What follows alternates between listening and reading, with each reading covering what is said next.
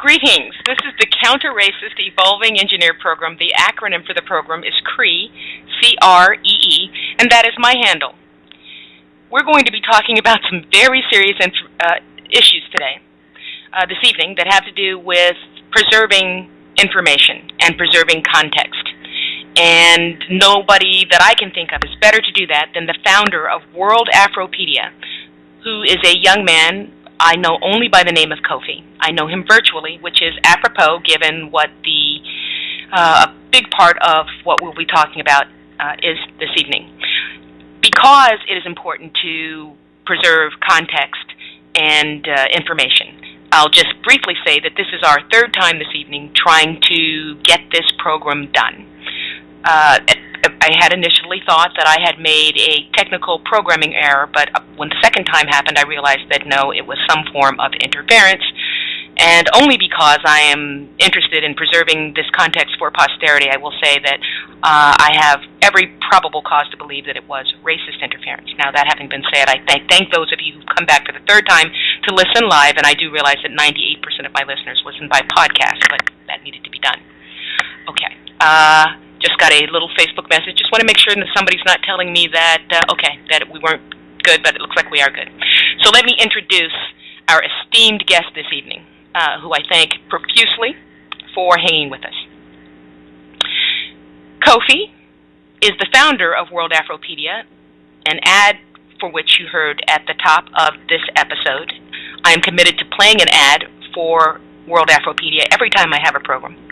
That got done in urgency because when I had a problem with the preservation of the work that I have done here on Blog Talk Radio, I reached out to just anyone to help me, saying the preservation of my podcast is in danger because 8 or 9 times in the last year I've had 90 or so more of my episodes pulled off air. Can someone help me find a way to archive and store them somewhere else online? I don't know how to do it. I have no idea what goes into it. Can someone just help? And very quickly, within, as I recall, something like within a half hour, this young man said he would do it and had it done. He's a doer. He's not a talker. He had it done within a day. And that was 100 episodes, each of which was, on average, we're close to 3 hours. So he did that for me. And then I was just so grateful. I'm like, what else? What can I do for him? And I thought, well, he has this epic thing that he's done called has done called World Afropedia, which is equivalent in every way, actually superior because of its intent, to Wikipedia. The problem with Wikipedia, and Kofi will be able to better explain it than I will be able to do, is that Wikipedia, like everything else on this planet currently, is saturated with racism. You cannot get reliable information about black people or African people, descended people globally. You cannot get reliable information about our interests and the things that various black personages have done. So this is something we don't have to worry about with Wikipedia, with Afropedia, World Afropedia. And in addition, I think it's a superior model because, again, related to what we will be discussing this evening, there are ways to preserve what is there digitally. You can take any particular article that is being developed on World Afropedia and print out a hard copy, which I'm not aware that you can do on Wikipedia. I'm almost certain you cannot. So he's improved upon it. I do think of him, I know it's a little bit, people may think that it may be a little bit too extravagant to say, but I don't think so. I've had a lot of experience with people in the world, and I don't think that it's too early to say that I think that this young man has the potential for being as important to what black people have done and are going to do into the future as even Marcus Garvey. We live in a virtual world now. A lot of the preservation of information, the transmission of information is done online. We are on a superhighway. We are no longer in the streets, as we say. So a lot of people say, well, what are you doing out in the streets? Well, he's doing quite a bit on the streets, on the virtual superhighway. And in addition to that, well, he's a polymath. He knows so much about so many things that are very important to us now, technically, and we're just going to talk about a few of them here today. Let me welcome him back to the program. For those of you who are here live, you know that this is the third time, but most of posterity will not know that. Kofi, are you there? Thank you for the wonderful interview. In regards to being compared to Honorable Marcus Garvey, I can only hope to do, a small percentage of what he was able to accomplish. And if and if posterity does compare me to him, then I'll be looking from wherever I'm at, really smiling, because that I'll have at least contributed, and I'll be remembered. That it might be selfish, but being remembered would be a nice thing in my mind. So yeah, I'm a black male from North America. Long line of people. I'm an educator and a technician by trade, and also an importer and exporter of goods from Africa. I buy goods in Africa and I sell them in America. I've been working to build businesses here and there for at least the last 5 or 6 years, and that's what I'm interested in. And I'm an archivist. I'm a compulsory archivist. It's difficult for me to find information that I see valuable and not take it and copy it and distribute it. It's like difficult for me to not do that. Wow. And that's pretty much where World Afropedia came from. It's there because I know that we have a lot of information that this digital age can erase really quickly if we're not careful. So I think that probably segues best into the topic that is mentioned in the episode description, which is digital dark age, because I think we could move from digital dark age to the other topics. But you talked about that you were an archivist, and this has to do with another conversation that we've had. But I mean, really, you were made to do this. It's almost like, as I hear you describe yourself, you were genetically put together to do this thing. That sounds accurate. Right, and pursuant to a very recent conversation that we had, wink, wink, for those of you who were here the first time we were on air, that you were saying that, people can know things, and people can be really good at articulating certain thoughts that may be constructive or are constructive for the purposes, for any number of purposes, and that these predispositions, these abilities, these ways to congeal information and to disseminate them in whatever way, whether by speaking or what have you, or by modeling by behavior, that these things are transmitted in our DNA, so that your grandson, or your great grandson, whoever, will be predisposed to do the same thing, just as your ancestors were probably predisposed to do.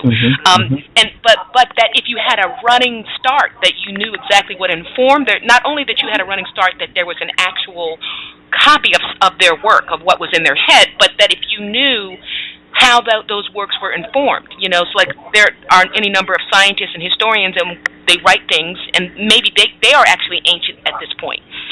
They're in history, but it's important to go back and look at the record and see how it is that they form those thoughts. So you can look at the Constitution today, and you can look at the actual United States Constitution, and you can look at that actual document. But where people really get the idea of what stream of thought did all this stuff come from? It came from other thinkers who had distilled their thoughts, and you can look at the record of the documents that helped these people form the ideas that wrote their document. So sort of archiving all this information is really, really important, and it's something that we're not really good at as a people. And you can jump in and say that, compared to other groups of people, we have not done as good a job, or we aren't doing as good a job as they are in preserving information. So that archiving is very important, and that leads us into what could possibly happen if we archive all this stuff digitally, virtually. We could get into something that's called the digital dark age, and that is not something I had ever heard of until Kofi sent me an email talking about it, and he recently sent me a short documentary to watch on it. So could you describe for the listeners, tell us, what is the digital dark age, what is its danger, and what is its particular danger to black people? Okay, definitely. So before I go into that, though, I want to bring up something that you told me about your books. Right. We were having a conversation maybe months ago or some time ago, and we were discussing books, and you told me that you lost your whole collection, your 20-year collection of books due to rain. And when I hear things like, when I hear about libraries burning down, or people dying before their time, or people losing big collections of books, especially rare books, because the books that we black people make, they become rare quickly. Yes. Because for many reasons, the publisher might go out of business. The black person who wrote the book might get sick, and his family doesn't have the same drive as him, so they probably won't push it forward.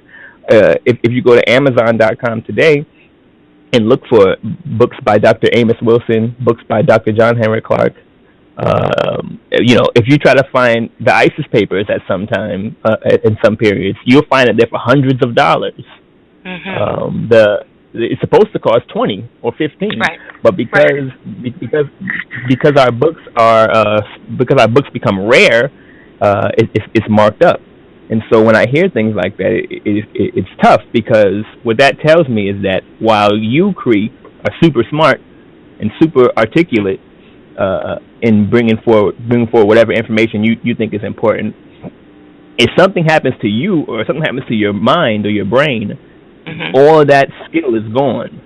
Right. Now, like you said, these skills are a lot of these skills are probably in your DNA. Like my archival drive to archive, there's probably somebody that came along, one of my great grandparents, that was the same way. He'd see books and he'd just take them, or he'd find information and he'd just write it down, or who knows what they were doing. But probably it was similar to what I'm doing, but I don't know. All mm-hmm. I have is the natural drive to do it. If I had an ancestor that wrote something down and said, "Hey, this is what I'm doing. This is what I think is important. And this is what I think we should be doing to remedy our issues." If I had something like that years ago, that would have given me that running start that you talked about earlier. But because I didn't have that, because like you said, we black people are not the best at saving information for the future, at least not in present times. It could be argued differently in historical times, but in present times, we're not good at that.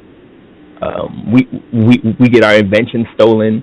We get our ideas taken. We get killed before we're able to get our information out there. And then when we do get it out there, it's not valued oftentimes. Right. So what can happen is, at this stage that we're in, is that all that information that we have uncovered over the last 100 years can be lost very easily. Okay. So the digital dark age is a term. It's a theoretical term that was brought forward by theorists who deal with technology and the way technology works, and the way technology and the way information is shared through technology. And in the future, there might come a time where data is not able to be read by devices. So to give you a small example, in the 80s, a lot of computer information was saved on big floppy disks. Right.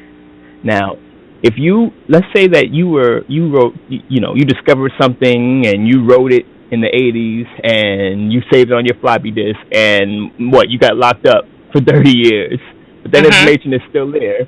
And you come out, you got your 5.5-inch floppy disk now. You still have it. Somebody saved it for you, put it in some cryogenic something or another, and saved it. You can't do anything with it today. It's really difficult to find devices that you can put them into and read the data that's in there. And what that means is, and that's only over a 20-year period. Right. So if I did save something for one of my future generations on, say, a CD, or on a zip drive or a flash drive, and my great-grandson comes and he just wants to do what I'm doing, he finds my archive of data in the attic somewhere, he might not be able to access it, because the technology will have changed so much in that time that he probably wouldn't be able to access it. And even if he could, the software that reads it will have changed as well. Okay? For another example, if you try to open up a Microsoft Word document from Right. from the 1990s, and you try to open it today, it's going to be corrupted, crazy. It's going to be really corrupted, and that's only what 20 years or so. It's going to be corrupt. You're not going to be able to edit it, and that's basically where the idea of the digital dark age comes from. It happens. It's constantly happening. Data from the previous couple decades is not accessible today, and if people during those decades passing, if they weren't upgrading the data and putting it in new devices over that time, it's almost unreadable and unaccessible. So that's basically a big overview of what the idea of the digital dark age is. Okay, now is that what motivated you to add that extra little module on World Afropedia that Wikipedia does not have, where you can print out a hard copy of any article? Well, kind of like the thing is on me building World Afropedia was just a small step in the direction of what I'm trying to do. I'm sure, I have no doubt in my mind that there's going to come a time when society is going to collapse. I think. Okay. I think that I don't know what it's going to look like. I don't know if it's going to be white people release some disease and then messes up a lot of the world, or maybe black folks revolt and collapse society. Or so anything can happen in the near sunspot. Anything can happen, and if something happens to electricity, then World Afropedia, it won't matter. They won't. All the data that I've made on that website won't matter because there will be no electricity to power the computers. Right. So what I did was I wanted to add an option where sometime in the near future I can take data off of that and make it into a hard copy. And at the time that I was doing it, I imagined printing out hundreds, maybe thousands of pages and laminating them, and maybe burying them or any number of ways to archive them. I've kind of matured in that theory a little bit more, so it looks a little bit different in my head. But that's maybe the next step. So I wanted to build it and then give people access to take it off and print it out, put it in their devices, share it, put it on their own websites. And what this would do is it would spread this information. So even if something happens to my website, the information is still floating around. And if somebody does come along like me, who's an archivist, they'll always have access to copies of my data. Makes sense. That makes sense. It's you want to distribute it as widely as possible. Of course, when you distribute it electronically as widely as possible, that still doesn't address the issue of the collapse of society, right? No, it doesn't. Speaking of books, I do have a book that did survive the rain, and I believe it's called. I'm grabbing it now, so I know I don't have to say I believe it's called. Okay, things are falling. The Knowledge: How to Rebuild Our World from Scratch by Lewis Dartnell, and I think that I got that after. It may have been before or right around the time that you may have sparked it. I really want to know what will we do when things fall apart, and what information will be important. The project that you're working on is the reverse of the project that I saw on the documentary that you sent me. Is that right? Because in the documentary you sent me, maybe you want to give the name of that documentary? Yeah, it was.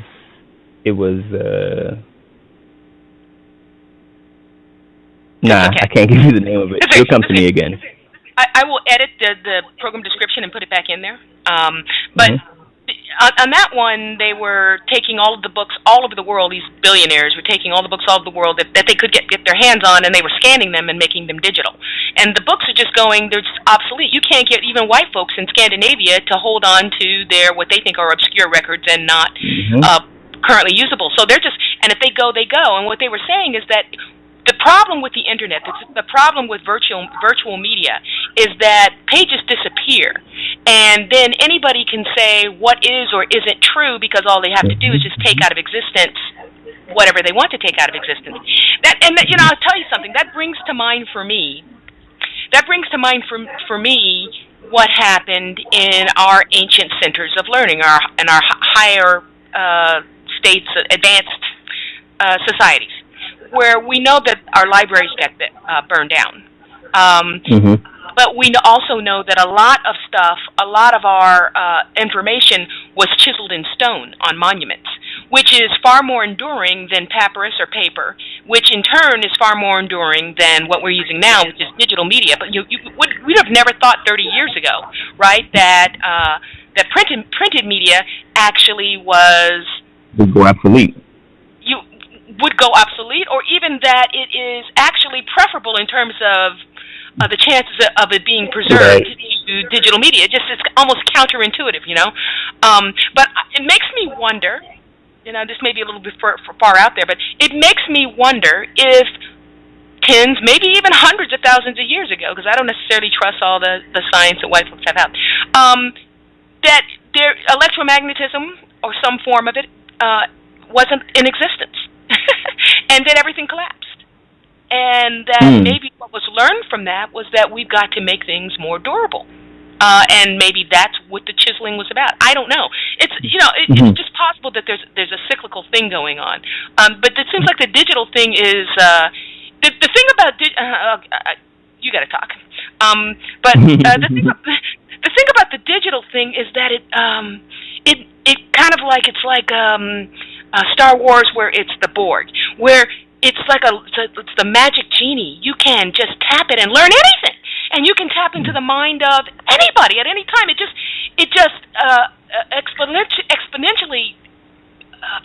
exponentially increases your ability to be smart. Because you can. Please.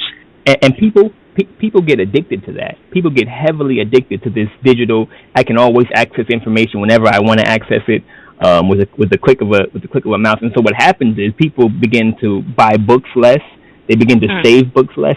They begin to write things on paper less. They begin to rely heavily on this internet. And like you said, pages can be deleted. Now, suppose something does happen where the electronic infrastructure collapses and then it's rebuilt again. Because of our habits of not relying on physical data, whoever controls that infrastructure can tell us everything about history, everything about the future, everything about everything. And in the position that we're in right now, the people who will control it is the people who's controlling the world right now.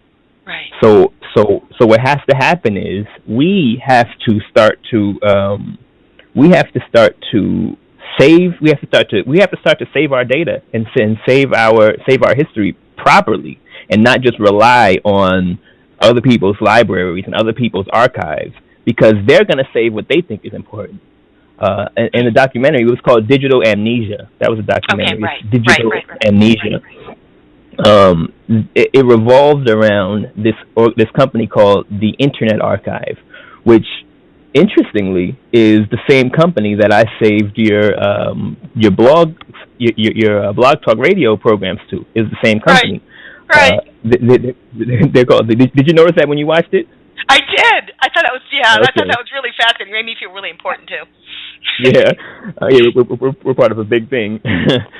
So the Internet Archive, it's like you said, some white billionaires that see that there's a problem and they're taking their money and doing what they can to fix the problem. Now what they're going to save is what's important to them. And what's important to white people, as far as I've seen, is dominating the rest of the world. So they're not going to save stuff that we discover. They're not going to save things that we discover that can help topple them. In fact, they're going to destroy it. Why would you save something that can be used against you and that you can't use? Or if they don't destroy it, they're going to change it. So they can use it against. So they can in fact use it against us, which is what they tend to do. They take what we make, they flip it and use it against us. You can see it in the music, You can see it in TV, in books. Like as I said earlier, a lot of the people who've written books, they get old and they pass away, and their family doesn't carry the torch. And so, for all we know, some white folks could have came and changed a couple pages in there, and little by little keep changing it. And we, because we don't have control of this information, won't have anything to say about it. Right. There's this book I read called by Ivan Van Sertima called Blacks in Science. And what he talks about is exactly how, like you were talking about earlier, how our information centers were destroyed. Okay, well, he talks about the Library of Timbuktu and the University of CREE, which was in present-day Mali, West Africa. He talks about how Arabs from the north came down, and what they would do is they would destroy the main urban center. They'd raze it to the ground. They'd take our greatest thinkers and our greatest doers and bring them back to their own country and, enslave them, but just intellectually enslave them to teach their people. And what would happen is, because we lost our best thinkers, we can't continue the work. Not everybody knows how to farm. Not everybody knows how to build, in present day, not everyone knows how to build a rocket ship or a computer not everybody can program. So suppose an enemy to white supremacy, to white people, comes, destroys New York, Paris,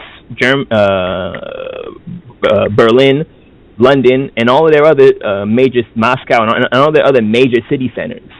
All that's going to be left is the people that live in the suburban areas who might not have those skills. They'll remember. There used to be a time when airplanes used to fly in the sky. They'll remember. We used to be connected to everybody around the world. They'll remember it, but that doesn't mean that they'll be able to reproduce it. Right. And that's similar to what happened to us in Africa. Like you said, foreigners came, destroyed our major centers, killed or took our great thinkers, and left just the regular people to fend for themselves. And then the regular people was forced to keep trying to rebuild things. And it can and is happening today. And we need to see it. We need to see it for what it is, and prepare for it as best we can, or we're just going to find ourselves doing the same thing over and over again. Right. And what strikes me is, what you just said right there, and it just came to me as you were talking, is,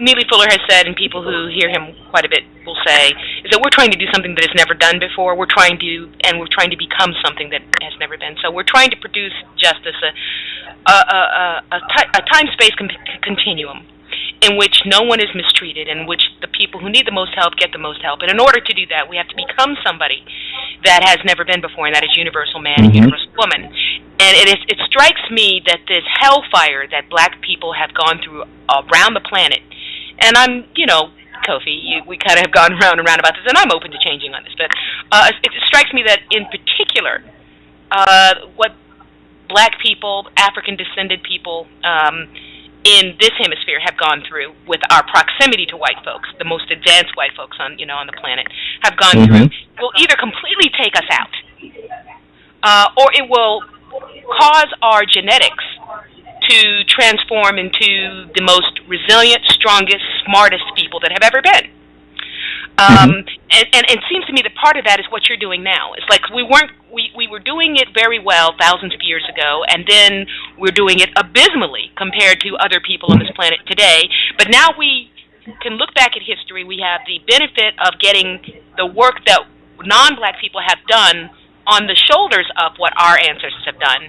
Us being down in the trenches and saying we never want to be there again, and taking that and taking it way forward. And so, like you represent to me, you have to be able to prognosticate and really be prophetic about what can happen and actually build and do something about that. So what you're proposing that we do by broadcasting out, what's the word I'm looking for?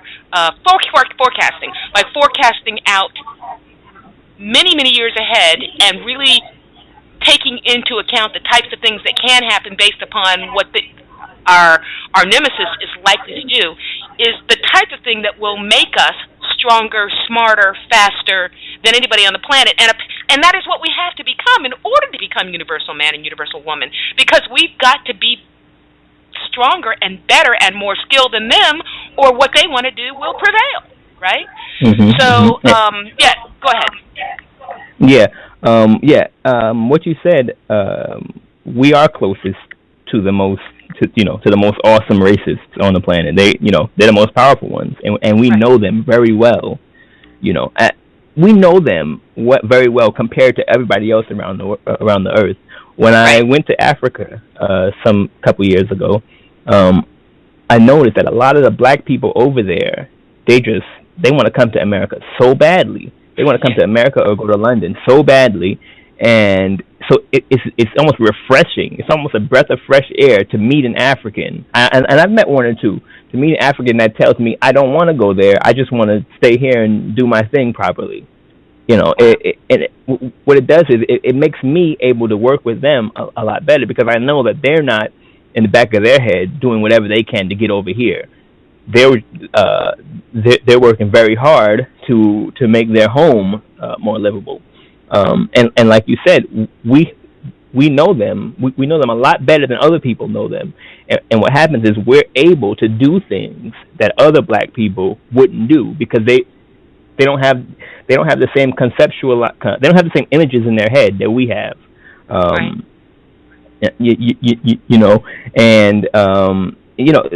Those other black folks have their benefits too, of being where they are. But because we're here, and I also think that makes it our responsibility. This isn't how I feel. It makes it our responsibility that if there is going to be justice on the earth, it kind of falls in our lap to be major institutors of that justice. Because if we're not able to do it, then the next group of black people who aren't as aware of these racists as we are is gonna be just like our grandchildren who didn't get that note from us of what to do. So now with programs like Afropedia and whatever else other people are doing to archive our data, even if we're destroyed, if I can get a critical mass of information out to the rest of the black people, even if we're destroyed, they'll have that information and they'll be able to do what they need to do. They'll be able to do what they need to do to correct the ills of this world. And and that's a major aspect of what I'm trying to do here. That's why that's why I've strived to make articles on subjects dealing with black people all around the world: ancient Africa, modern Africa, ancient Pacific Islands, modern wars all around the world, ancient peoples in the Americas. Because what happens is, as those black people around the world are searching Google looking for information, I'm hoping that data on Afropedia will come up, and it does for some instances. There are some subjects that if you search Google, articles on Afropedia will come up first, because Wikipedia doesn't have that information.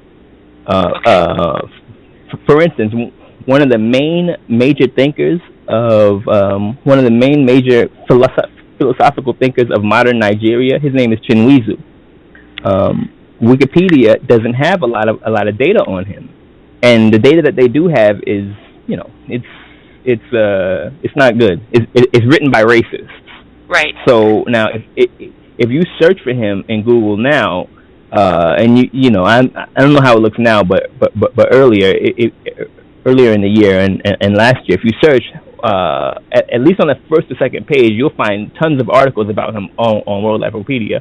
I was able to archive at least 50 or so of his articles, because he's a prolific writer. He writes about all kind of issues dealing with black people around the world, particularly us over here. He writes about us over here a lot too, and what he thinks we should be doing.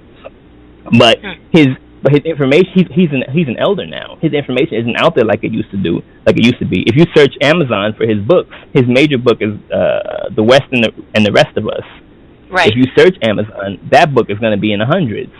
I've actually been looking for that one to put into my library for some time, but it's very difficult to get that. But if I'm able to print out and make a book of a lot of the data that's there, and maybe send it to a couple Nigerian libraries, what that would do is, even if my site is taken down, and that data will still be out there. And that brings me to the print export aspect of my site. One of my future endeavors, I'm thinking maybe toward the end of this year or so, one of my future endeavors is to start printing out physical encyclopedias. Maybe I'll separate it by subjects.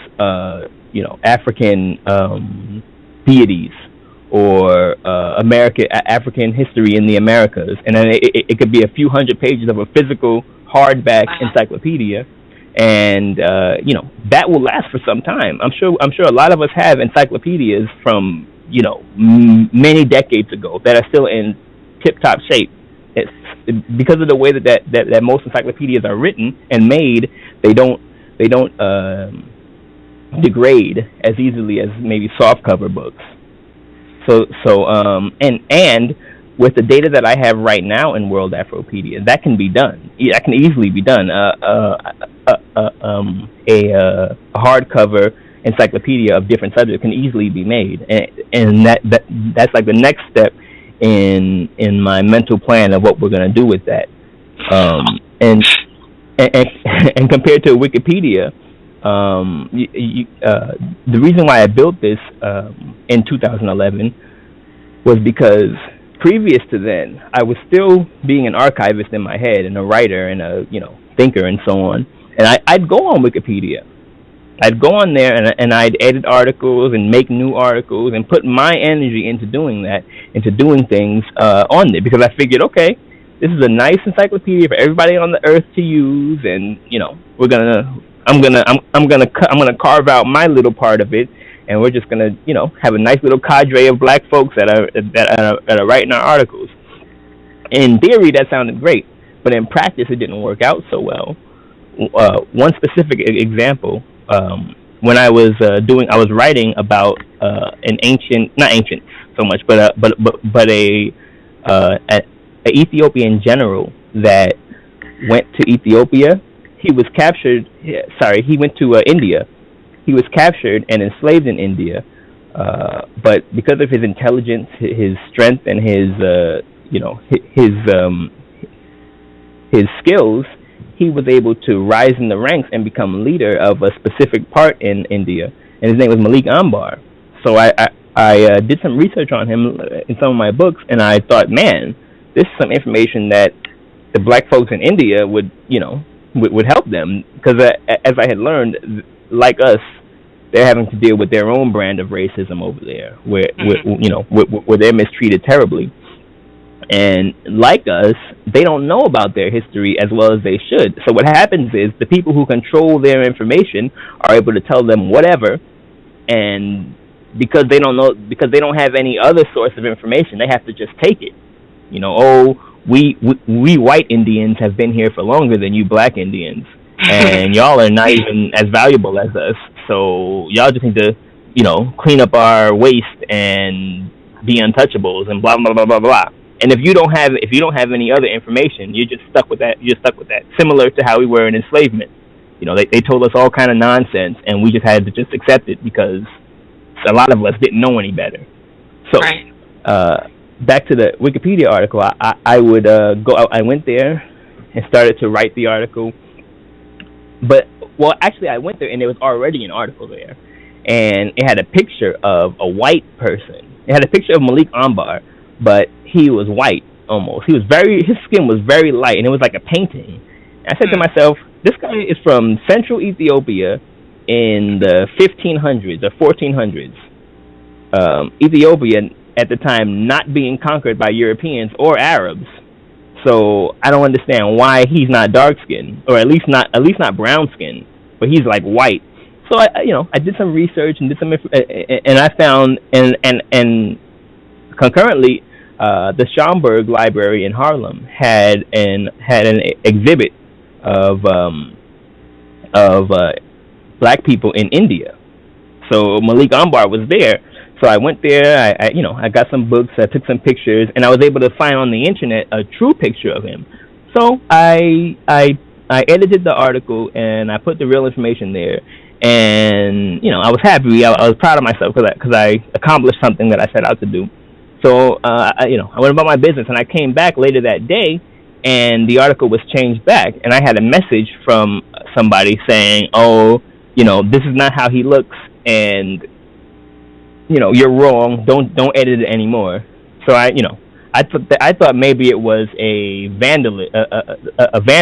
They call people who vandalize articles in Wikipedia. They're vandals, and so I said, okay, I'm just gonna edit it back, and if he does it again, I'll just report him to the Wikipedia authorities. So right. this back and forth was going on for a few days, and eventually he started to threaten, I have some authority at Wikipedia, and I'm going to have you banned if you don't stop editing. And in fact, I'm an Indian from this part of the world, from that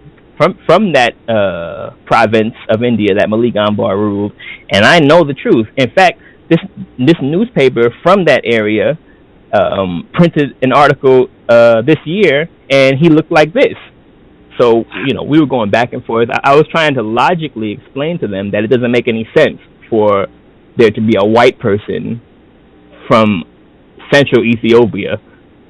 I even said maybe if he's from the coast, I might be able to just say whatever. But he was from the center. He had to be darker than that. But the logic didn't matter because he had access to a newspaper, right? A physical newspaper in there that is valued by people. Like it's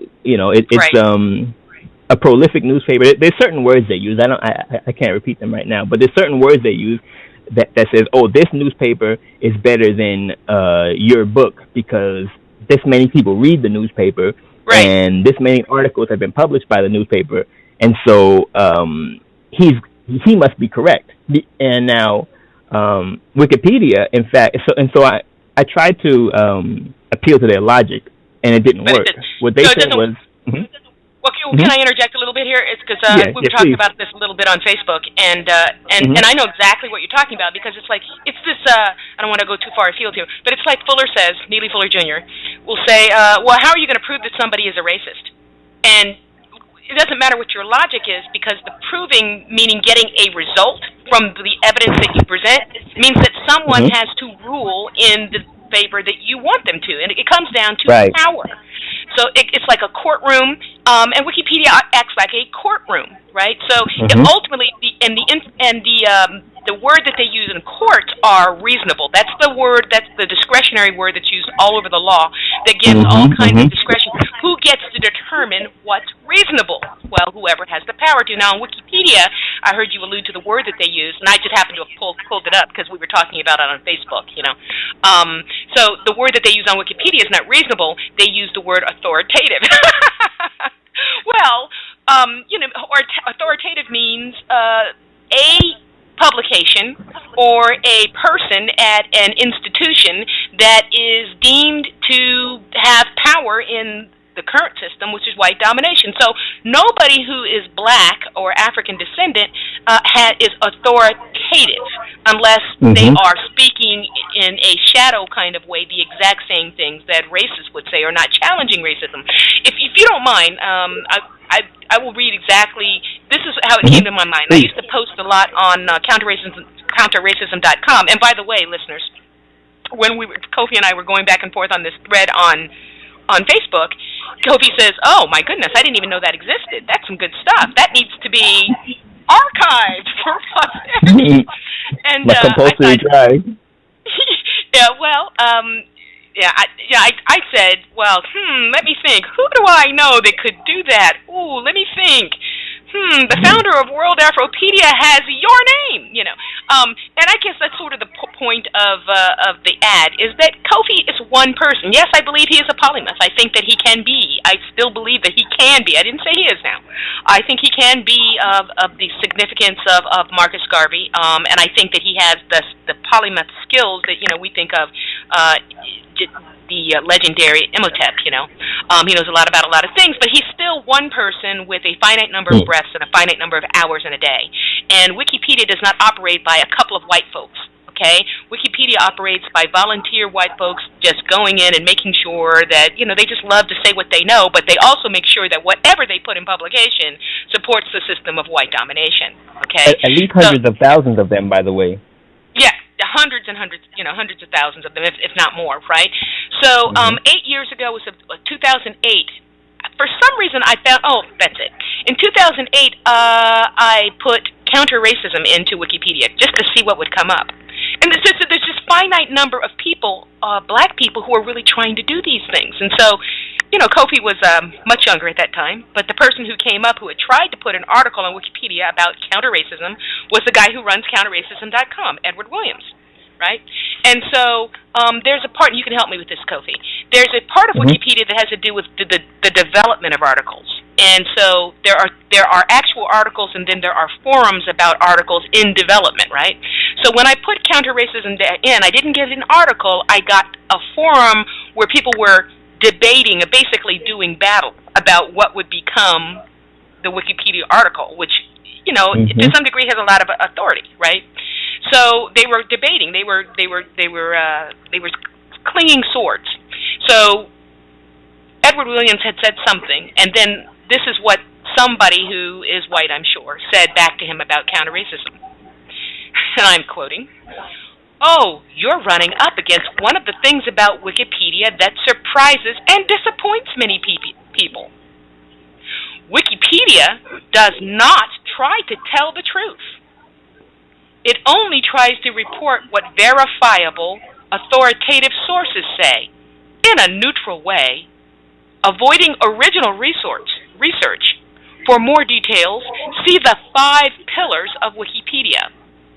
In particular, that means we basically need links to articles about counter-racism science in well-known newspapers and/or news magazines." And so then they asked, "By the way, do you mean people at counterracism.com?" In other words, what he's going to say is that's not well known. So I thought, well, who at Wikipedia, who gets to determine whether a newspaper is well known? I think it's well known, I think that Neely Fuller's work is well known. I think that counterracism.com is well known. So then Edward Williams replies back. He's the founder of counterracism.com, which you hear a commercial for, an ad for it at the beginning of this program as well. Edward Williams responds to this white person in saying, "What person is an authoritative source?" And then the white person responds, "Basically, someone whose work is reliable because it gets checked carefully by other people, or at least is supposed to get checked. For example, journalists at major newspapers which have fact-checkers, scientists in published papers and books about their area of expertise." Now, I don't want to go on too far, but at the very end, what Edward Williams ends up saying is he keeps asking questions about what constitutes authoritative, and Edward Williams ends up asking, what person is an authoritative source on material on replacing the system of racism, white supremacy with a system of justice? In other words, it's not the system. It's not the purpose of the system of white supremacy to have authorities on how to take it out. So exactly who am I going to be able to nominate to you that you would view as authoritative? Because there's no way to get that stamp of approval on anybody who's working on counter-racism, And so that's why when I found out that you were doing, and they do that about everything. I mean, you really cannot find, if you look up Frances Welsing, there's all this derogatory information about her on Wikipedia. It's not at all. All of our greats, yeah. About all of them. And so that's what why happens is, and what happens is, they only use those rules when they want to use it. So you'll find articles on different unrefined racists that will kill black people or have killed black people, or races that even average white people will also call it racist. You'll find articles on them, and they're going to be super quote unquote neutral because that's their. Oh, we're trying to be neutral. We don't want to, tell the truth about him. We don't want to attack him in this article. But now, when you, like you said, when you search for Dr. Welsing, or when you search for Dr. Ben, even who just passed, who just became an ancestor, right? You search for Dr. Ben, and one of the first lines is Dr. Ben is a noted Afrocentrist, and then for you to say something like that, you have to put a reference. For you to say X is Y, you have to put a reference of why X is of the reason that X is Y. So, CREE is a counter-racist engineer. I have to find a reputable source that has said that you are a counter-racist engineer. If I can't find that reputable source, then I can't say that, or it can be argued that I shouldn't say that. So They go and say Dr. Ben is an Afrocentrist. And the reputable source that they find is I assume a white person who wrote a book called the Skeptic's Dictionary, a collection of strange beliefs, amusing deceptions, and dangerous delusions. That's the book that they reference to say that Dr. Ben is a more notable Afrocentric scholar. So while they're saying, we're just super neutral, and we just want to tell the truth. No. We just want to tell what educated people say is the truth. On the low, they're sending notes to each other. So now, if some young white person comes on, somebody said something about Dr. Ben. Let me look him up on, or if a white identified black person comes and wants to look them up, he'll look at this article and he'll see the references and he'll say, So he's delusions and skeptics and amusing. This guy is probably some kind of pseudoscientist. Right. And another one of the top references is a book by Mary Lefkowitz. Now, for people who follow, who look at lectures of some of our great thinkers, Dr. Clark, Dr. Ben, Dr. Van Sertima, Dr. Diop, there's a wealth of information for them on different websites and on YouTube.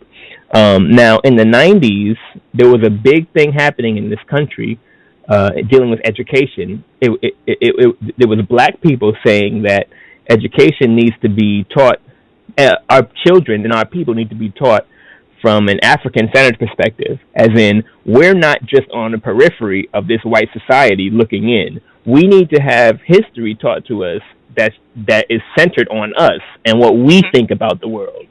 Right. And so there was a big debate going on with the white scholars and Jewish, all these different types of white people were debating and writing books about the people who we look up to as educators. And one of these women, one of these white people is named Mary Lefkowitz.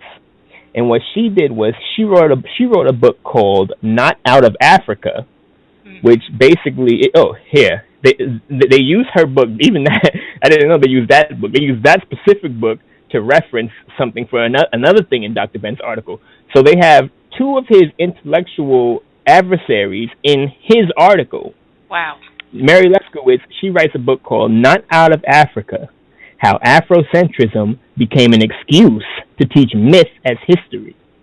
And on the cover of that book, you have a picture of some Greek statue with a Malcolm X hat.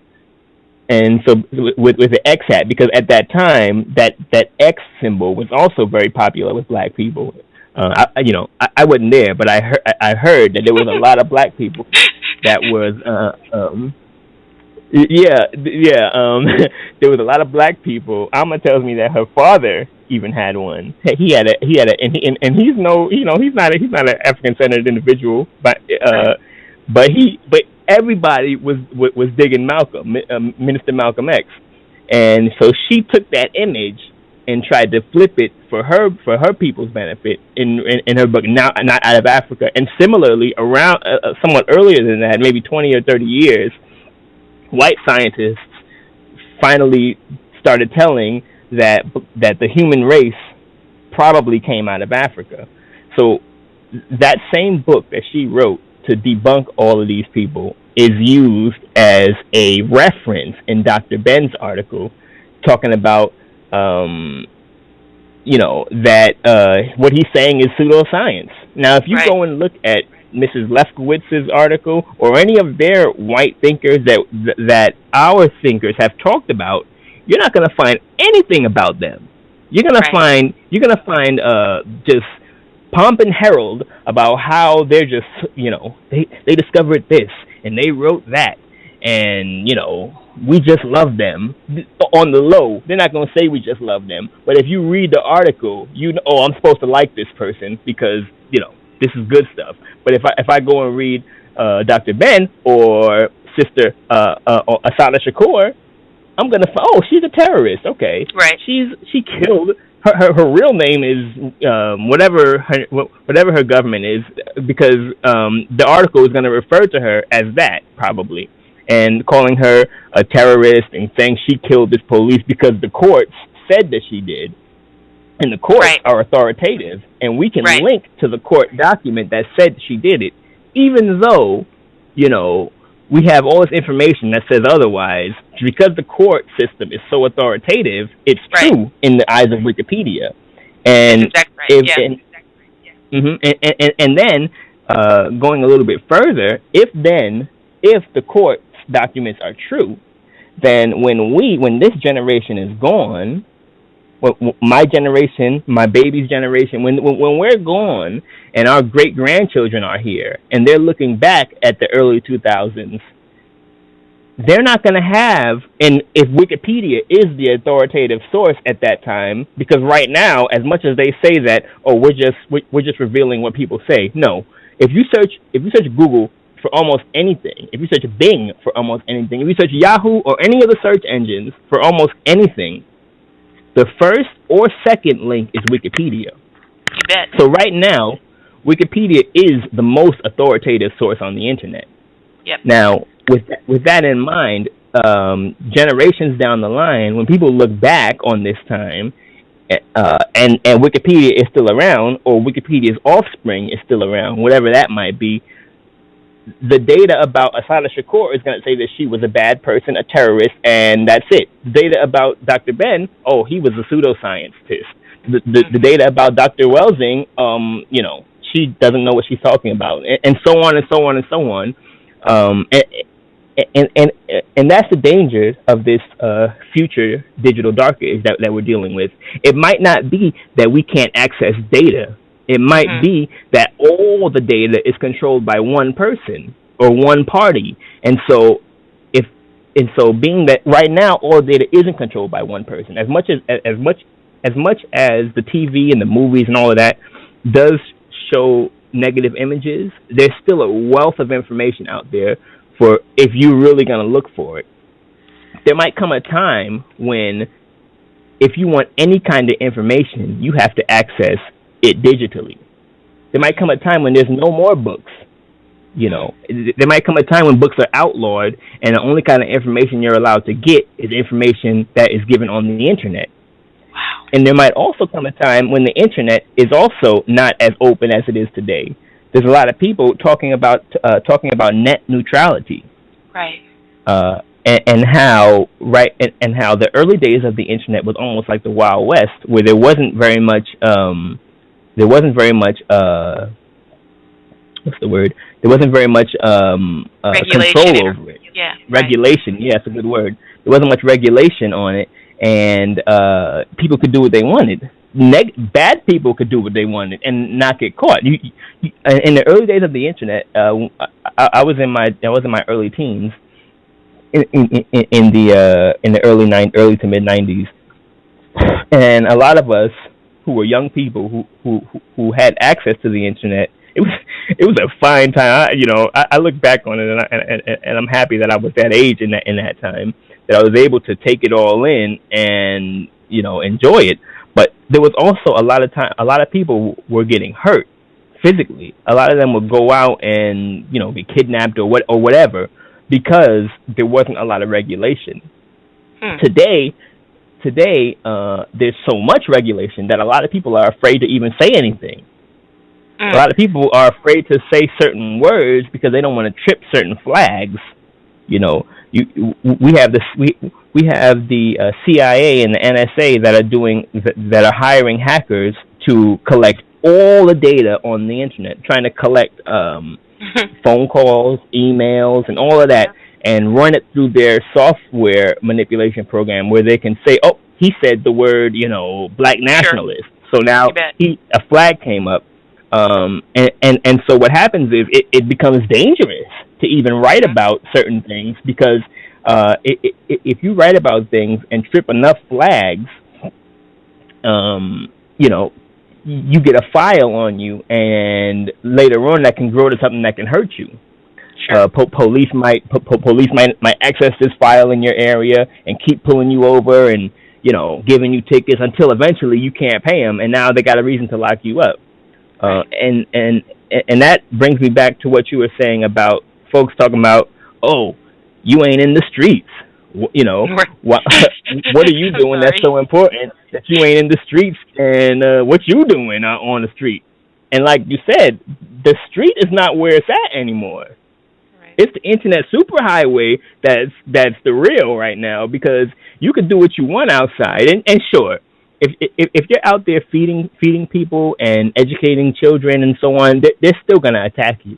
Mm-hmm. But on the internet, you can reach every black person potentially. Yeah. Absolutely. You know what I'm saying? You can't reach every black person on the street. You can only reach all the black people potentially in your area. My area got about maybe 2,000-3,000 black people in all in walking distance.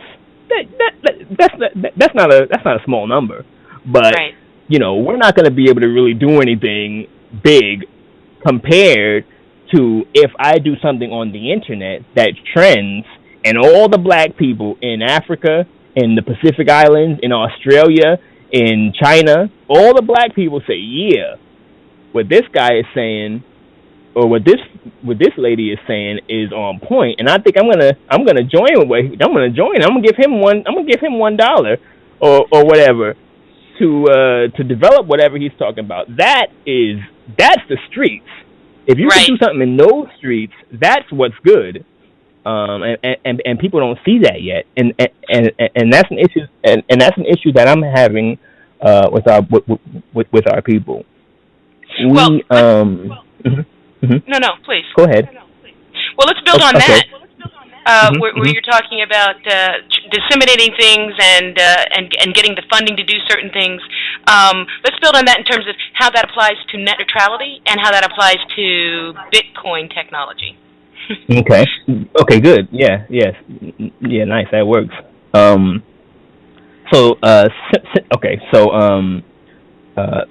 To briefly explain what that Bitcoin is a protocol. It's one of many different protocols that were invented in the last 5 years. It's a money protocol.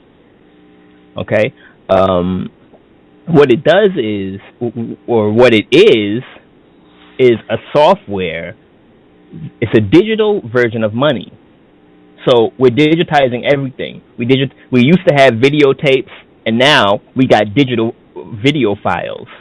We no longer have 100 videotapes in our house, and we say, what am I gonna watch? And we scan through our big video cassette tapes and choose one and put it in the VCR. No, we're not doing that anymore. Today, what we're doing is what I do.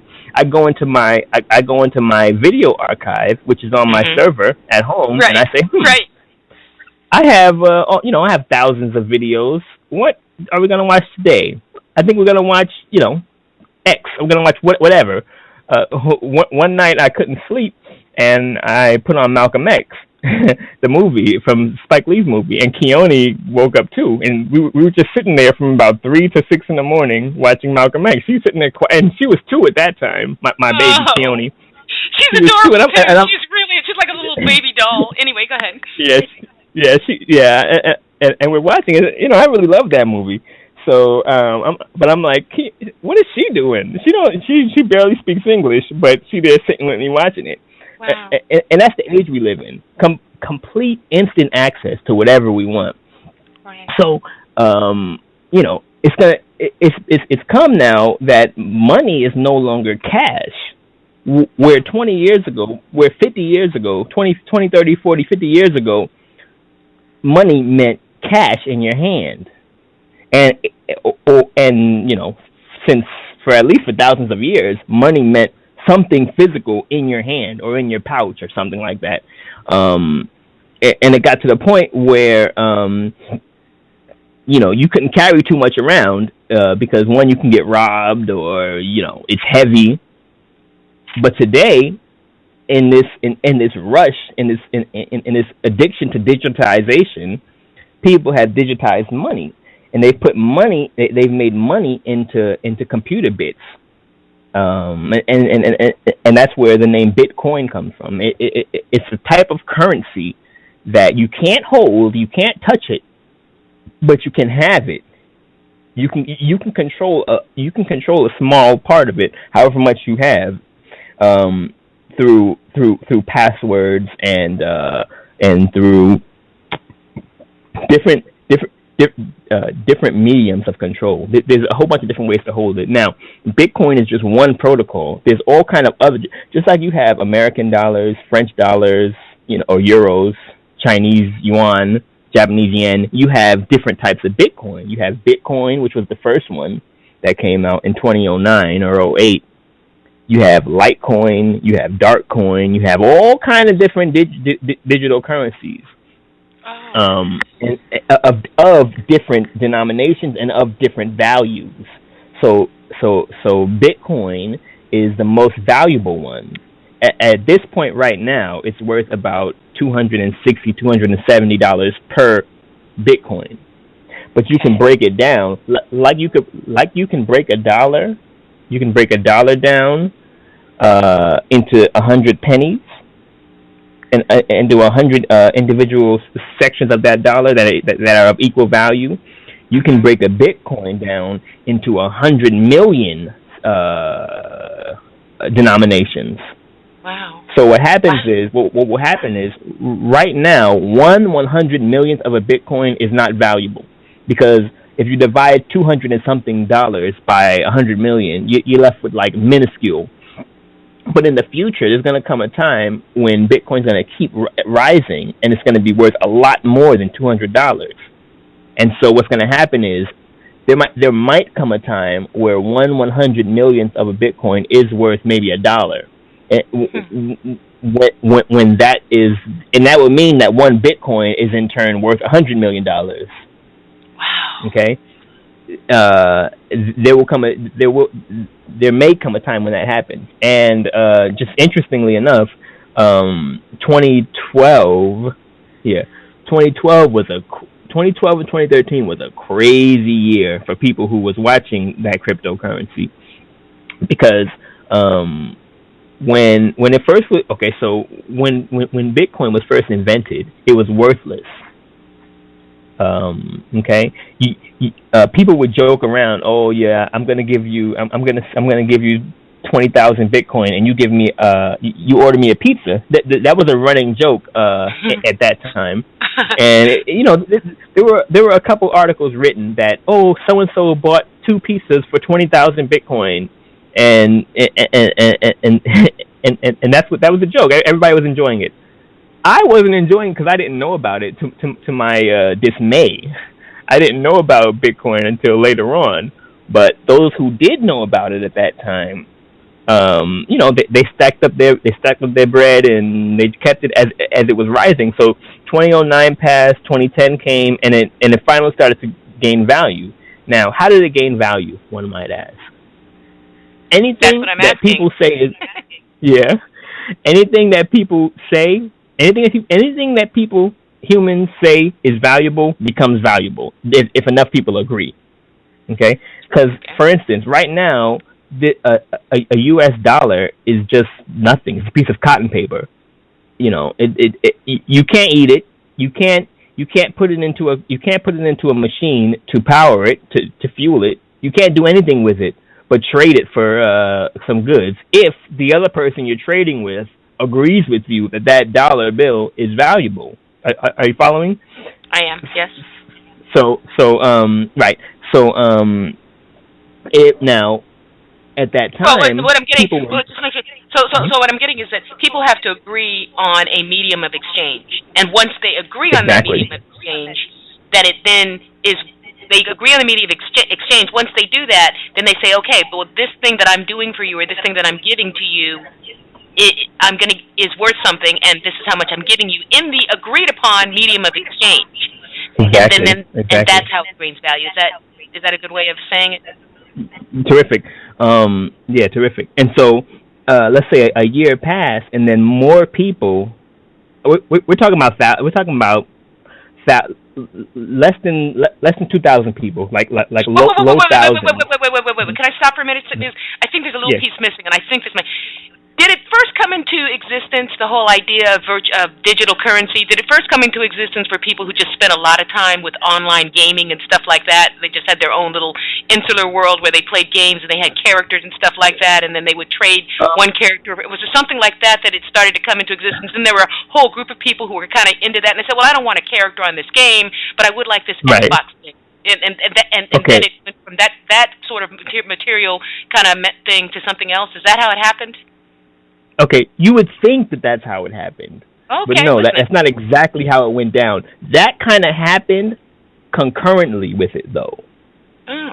Concurrently, since even before Bitcoin, folks was buying and selling things on digital games. I was a part of that. I was a part of that little movement of digital games that were so popular in the early 2000s. So what happened was those people who kind of had the mental training of doing things like that, of having digital valuable goods, when they saw Bitcoin, they were like, oh, yeah, exactly. This is exactly what we need to be doing. So that what you're talking about is what helped to propel Bitcoin into the universe of currency. But where it started was that the original programmer, he goes by the name of Satoshi. Nobody knows who he is. I have my suspicions, and after we get down pat of what Bitcoin is, we can talk about the dangers and my suspicions of that. But the programmer, Mr. Satoshi, said, right now, if you sell something on the internet, you have to get somebody's credit card, basically.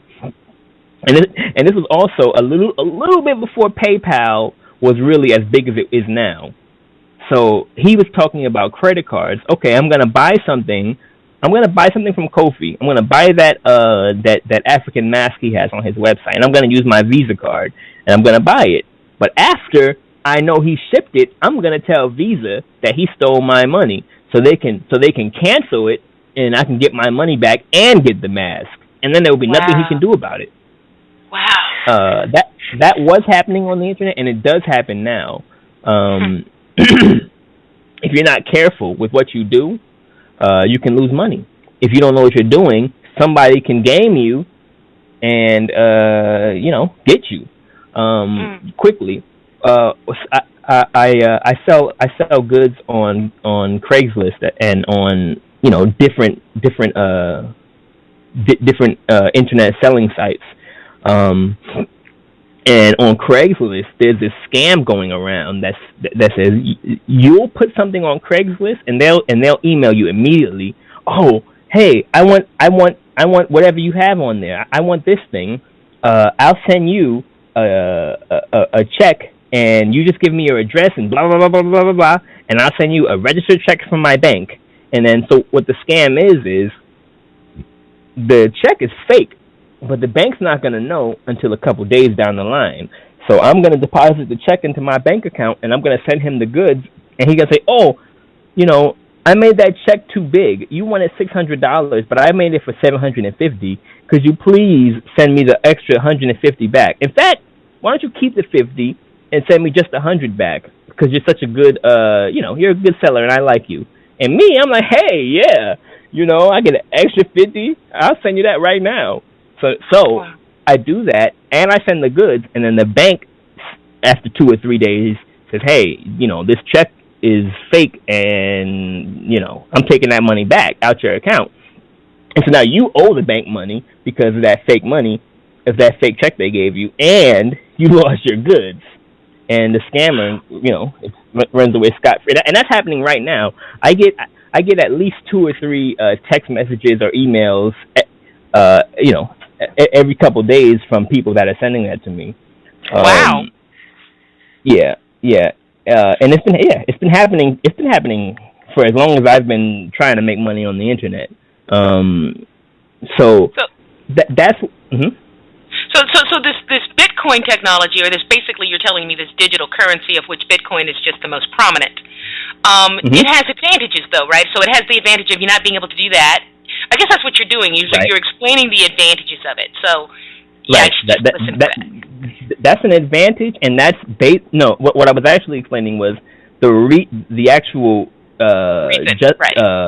reason why Satoshi said he was making this. He said, I'm making this because of that chargeback thing that credit cards do. People can charge back and steal your money and blah, blah, blah, blah, blah. So basically, what he was writing in his paper was that he's all for the internet seller, and he wants to build a way that the internet seller can be more protected. And that was the reason. And then, so after he did that, then the gamers that you talked about saw that, and they saw their own reasons as to why they can use the money. And time passed, and people started using it to buy and sell things in video games, or to buy and sell things on the internet, but on the low. Oh, I want to buy this from you. I want to buy this, this illegal thing from you, but we're not going to have a paper trail. In fact, we're going to talk in codes. So we're going to talk in codes. So even if the FBI is watching, they're not going to know what I'm talking about. I want to buy 20 plants from you, and I'm going to give you 20 Bitcoin for each plant that you send me, or that you deliver to me. And that was going on for the early days of the life of Bitcoin. People were buying and selling things. Some was illegal, some wasn't. But all of it was on the low. There was no paper trail. There was no paper trail. There was a paper trail, but there was no paper trail that was easy to follow. Like if I'm using a credit card, for me to take my credit card and buy anything, the bank knows exactly where I bought it from.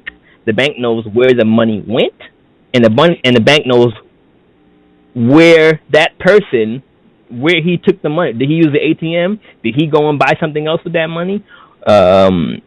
What happened with it? And then if you add on the NSA and CIA and all of them, they know who that person is who I bought that thing from. So they can go even deeper into what he's doing with that money. So what these people were doing was buying and selling things without all of that middleman in it. And then on top of all that, if you X out all of the conspiracies that people are afraid of on the internet, there's also the fact that banks, Visa, MasterCard, Western Union, all of them take a little bit of money out of it every time you send money. So if I want to send money to, my family somewhere in America, even using Western Union, I found that to send up to $50 costs $4 or $4.50. To send over 50 costs almost $10. So what happens is you're giving a major percentage of your money to other companies just to move your money to different people. What Bitcoin does is it cuts those middlemen out. So even if we're not talking about the dangers of, white folks watching you, right? There's nobody taking money out. Like I said earlier, one of my things I do is I import and export from Africa. But to do business in Africa is prohibitively expensive. Right. I mean, these white people get you at every turn. To go to Africa costs over $1,000. To bring goods out of there costs hundreds of dollars per. If I'm gonna be throwing a lot of numbers out, so just tell me if okay. I'm. One of the first times that I brought goods out, I bought a whole bunch of masks and swords and just nice jewelry that I've been selling when I vend. I'm a vendor as well. I'm trying to get my money without having to work for people. So I try to get it any way I can, which won't get me locked up. Also, I'm trying to get my money, but I'm not trying to be locked up. So I have a lot of tippy-toeing I got to do and laws I got to follow. But anyway, so I bought about 300 pounds of goods, which came up to it was like I had a lot of stuff. It was like the brothers who sent me stuff, they wrapped it up and they sent it in a big giant they sent me basically a mountain of stuff wrapped in cardboard and paper. So they sent it to the airport. I had to rent a U-Haul and get it. But now, to send money to them, I sent maybe 1,000 and something to them, and then they sent me the goods. But to send money to them, first I had to go through Western Union, and Western Union took money out. I don't remember how much, but it was a nice little chunk of change. And then they have to convert it into their money, which then the people call the Forex Bureau. Forex is a British company that is all around the world, and they change money. To change it into their money, took another percentage of it out, and then they finally had their cash, which was less than what I originally sent. And then I was selling, and that's not so bad. But now, if I want to go and sell things, if I want to manufacture things here and send it there for them to sell, I have to pay the shippers to send it, and then they got to pay their people to not steal it. They got to bribe their people to not steal it, and then they'll sell their goods. Let's say I want to sell Black American goods, maybe like our jeans and our baseball caps and the things that are popular with the younger people. They like that over there. They love it over there. So that should be something that we Black people are doing, but for some reason we're not. We're letting all the white people do it. But it's difficult because I might send goods to. I might have somebody I trust, and I say, okay, yo, I'm gonna send you this stuff, and you're gonna sell it, and you're gonna send me the money back. But the problem is, in order to send money to America from Africa, the money is almost doubled or tripled. For instance, a friend of mine that I have over there who I do business with, I looked on Western Union to find out how much it would cost to send 1,200 there, just for an experiment, because we were brainstorming trying to figure out how to make money. So he says, and what I found was that it costed about $80 or so to send 1,250 there. So he went to the same exact website, the same exact Western Union website from his area, to find how much it would cost to send the same amount of money to me. Mm-hmm. And that same website, the number was raised. The number was like $130. It would cost $130 to send money from there to me. And so what that basically does is, if I don't have a way to get money there, then there's no way that I can do business. And most people don't. Because most Black people have very limited resources to work with in the first place. We might have all the ideas in the world, but we don't have the resources to bring those ideas into reality. Mm-hmm. And if you're trying to make international money, then you have even less resources, because you just can't afford to be paying all these white people in the middle to bring your money back and forth to the continent. And then what cryptocurrency has allowed me to do is to send money. I can send money there easily now. I found a way, and a lot of people. I'm not, I'm not the only person doing this. There's a lot of people that have found ways to move money internationally and legally too, because it's not regulated yet. It's gonna happen, and then I'm gonna have to find a new way. All of us are gonna have to find a new way. But right now, it's unregulated. And but even still, to get money back over here, to get physical money back, is still prohibitively expensive. Really? So now, just go ahead. Mm-hmm. Well, no, I was done. So what I'm getting is that cryptocurrency. I think that's what you're using. I'm saying digital currency, but you're calling it cryptocurrency because the software and everything, it's encrypted stuff. That's how it's done. Okay. Yes, and also there are many digital currencies outside of cryptocurrency. There's WePay, PayPal is digital currency too. True. And even your credit card is digital currency. Digital currency, right? Absolutely, right? Yeah. Because you might have $100 in your bank account. You don't have that. You don't have it in your hand. Right. It's all zeros and ones in the bank's computer that says, okay, this person has this much money, and it can easily be changed. Yeah. It can easily be taken. It can easily be given. There was a white boy in Georgia who just got arrested because the bank had a mistake and gave him $30,000, and then he said he jumped up and down and he said, "Hey, I'm gonna go buy me a BMW," and he did that.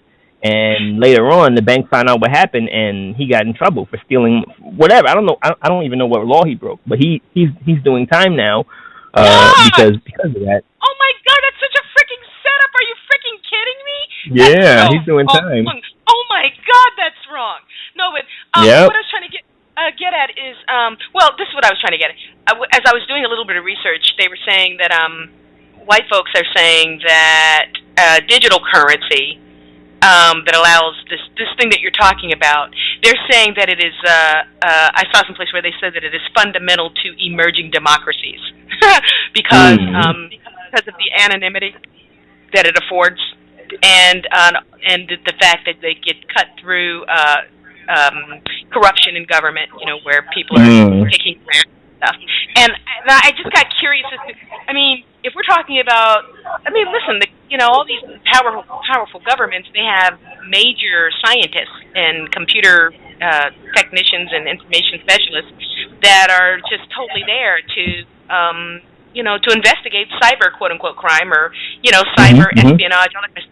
So, to me, I'm like, okay, they're saying that that all these levels of encryption require knowing that it's an anonymous password, an anonymous wallet, and all this stuff. But I'm just wondering, with that level of technology, is it really anonymous? Right. And that's important to me because I may not be doing anything that even is currently considered, to be seditious. There's any number of things that make a case for that I'm being seditious. But suppose I'm not doing anything that's actually technically considered seditious. But the fact of the matter is that if I happen to be raising money, and they think that it's going to go towards making black people more independent, right? That even though that's not technically considered seditious, then they're alerted. Oh, this thing is working for them. Let's get in the middle and muck it up, right? So that if you can get capital in this anonymous way where they're never alerted that something is being successful for us, but that, offers us an opportunity to grow capital and to do these really constructive, tangible things. Except that my worry is that it's not really anonymous. So help me with that. Yes, that's a great worry. And I was going to go into that exactly. So right now, it's like the Wild West. A lot of people don't know what's happening. Okay, there's a lot of white people making mad money, and a lot of black people making some money too. Now, it's not Bitcoin and cryptocurrency is not anonymous at all. What it is it's semi-anonymous. Okay. Now, while the only anonymous money is cash. Cash is anonymous. Right. Okay. Okay. You Right. know, I can wear a mask and I can go buy something from you and give you cash and leave, and you don't ever know. That's the end. That's the end of our relationship. That's cash is the only anonymous. Cash, gold, whatever physical thing you can have in your hand and give to somebody. That's the only anonymous kind of currency there is right now. Now, and assuming you don't put it in a bank account. Assuming you don't put it in a bank account that people can see stacking. Once you do that, it's no longer cash now. Now it's credit. Now it's credit. Now. Right. Okay. Now cryptocurrency runs on what's called a ledger system. Now, for those of us money people, we know that a ledger is what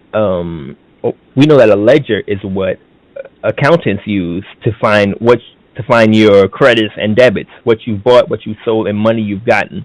So if you have an accountant, they're going to have a ledger, which is a piece of paper that says, oh, okay, Kofi has bought this, sold this, bought this, sold this, bought this, sold this. So now he has this much debt and he has this much credit. Bitcoin and other cryptocurrencies that are based on Bitcoin run on a ledger system where there are a large number, and when I say large, it's understated, but there's a large number of digital wallets. Large as in how many pieces of sand there is in all the beaches on Earth. Wow. It's a lot of wallets that anybody can get a wallet at any given time and put their cryptocurrency in there. So I might have a wallet, and then this wallet has an address that's like 256 characters long, or even longer.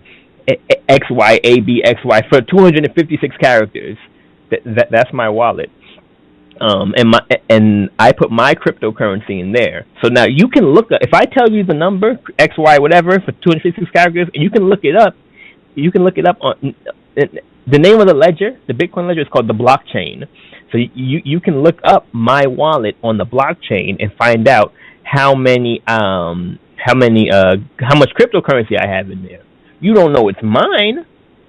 You don't know that it's unless I tell you. Then you can label it. Okay, this is Kofi's wallet. Mm-hmm.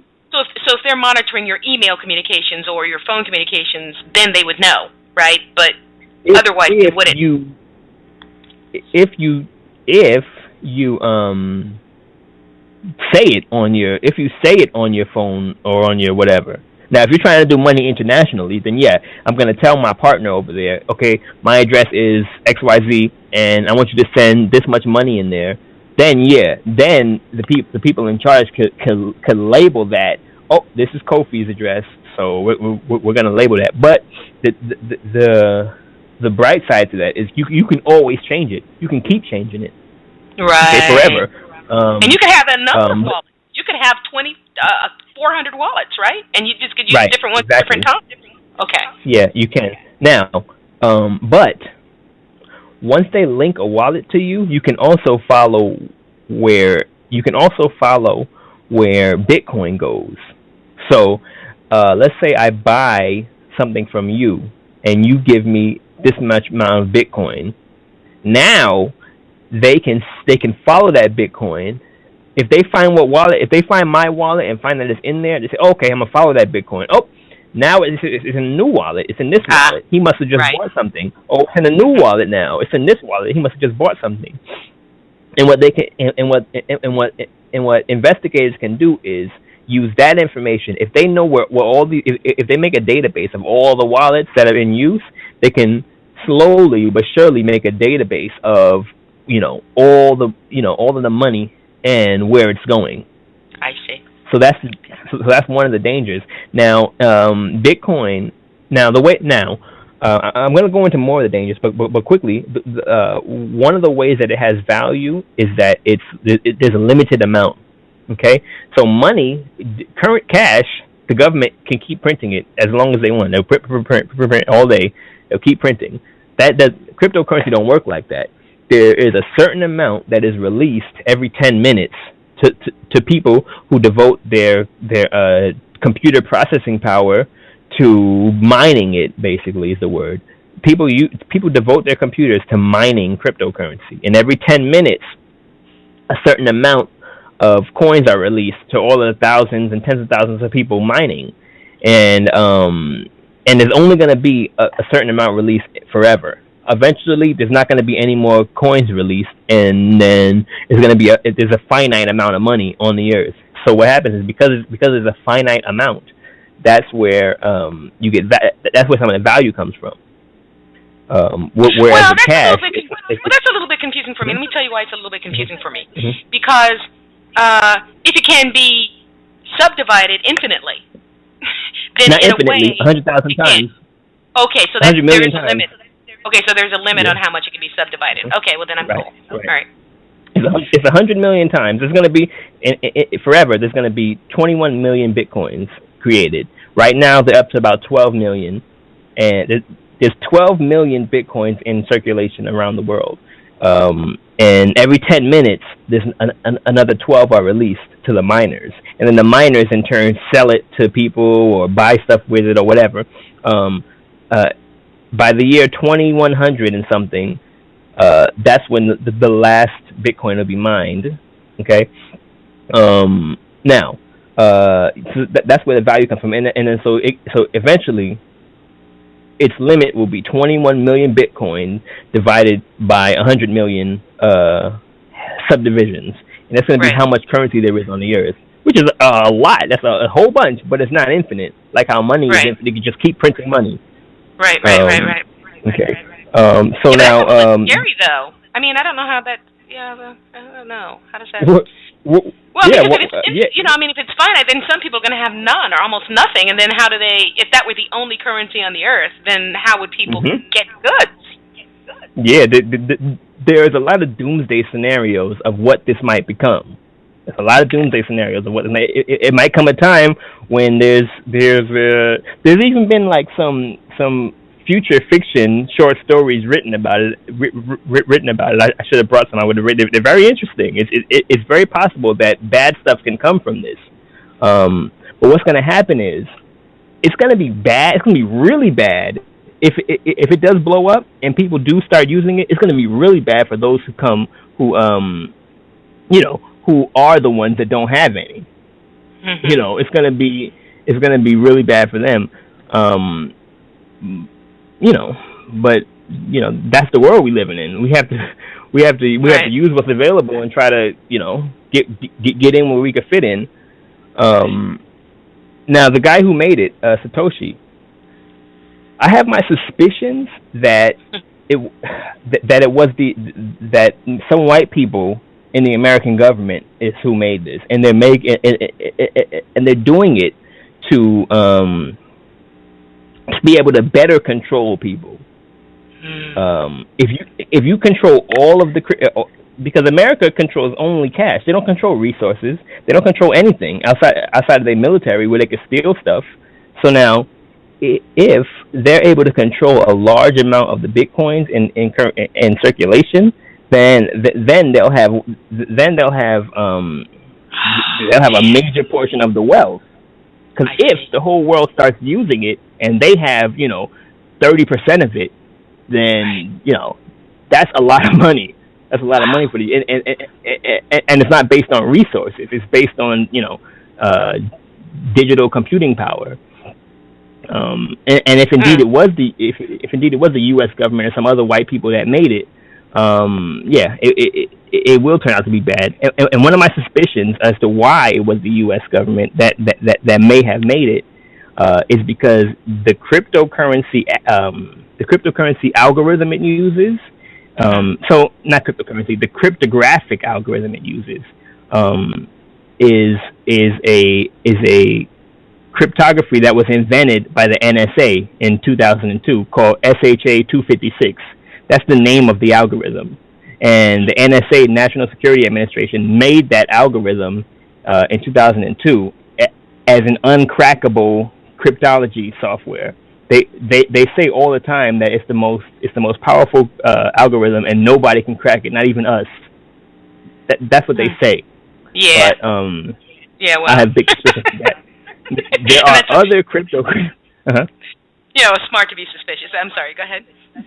Yeah, there are other cryptocurrencies that don't use SHA 256, because there's a lot of people that are suspicious of that. But because Bitcoin was the first one that came out, it's the most popular one. But there's a whole bunch of other cryptocurrencies that use different encryption algorithms. And you know, so there might come a time when all the countries have their own currency, all of the organizations have their own currency, and people just exchange based on that. But at the current level, it looks like Bitcoin is just the one that's just well out in front. Off. So I'm going to segue from that, from a natural question that I have into the next topic. But before I do that, this is episode or program ID. This is the Counter-Racist Evolving Engineer program. This evening we have as our special guest, founder of World Afropedia and polymath, Kofi. I won't say his last name. And if you want to call, I really want to spend most of this program just trying to get out constructive information. So I'm not really sure how much time we're going to have left for questions. I don't even know if we have enough time just for us to cover, between he and I, the information in a cursory way that we want to. But if you do want to listen live, and in the event that we do take questions, you'll need to call the switchboard here, and that number is 646-478-4516. Once again, 646-478-4516, and you'll need to call that number within the next, like I say, 17 minutes, and I'm sure we will go another hour into the after stream. So let me segue into what it sounds like you're telling me is that the Bitcoin computer language, which works in phrases that we're calling an algorithm, is set up by, it might be, there's a good likelihood, there's probable cause to believe that it is set up to be the primary language that the world does business in, much in the way that English is, right? And so, is that analogy wrong? Much in the way that, yeah, a little bit. Much in the way that the U.S. dollar is right now, because the U.S. dollar is the universal currency right now in the world. So it looks like Bitcoin is set up to be the replacement to the U.S. dollar, rather than English. Well, see, let me defend my analogy a little bit here. I definitely see the similarity to the dollar. Absolutely, if we're talking about currency. But I mean, if you really talk about currency just means a medium by which energy is transferred, right? So Moors talk about that a lot, right? And so when we talk about economic currency, it's a medium by which the energy of labor, is transferred, because raw materials are one thing, but what makes people rich really is how smart they are in terms of what they do with the raw materials. It's why a whole forest of whatever is not worth what the knowledge can do to produce, to manufacture something else with it.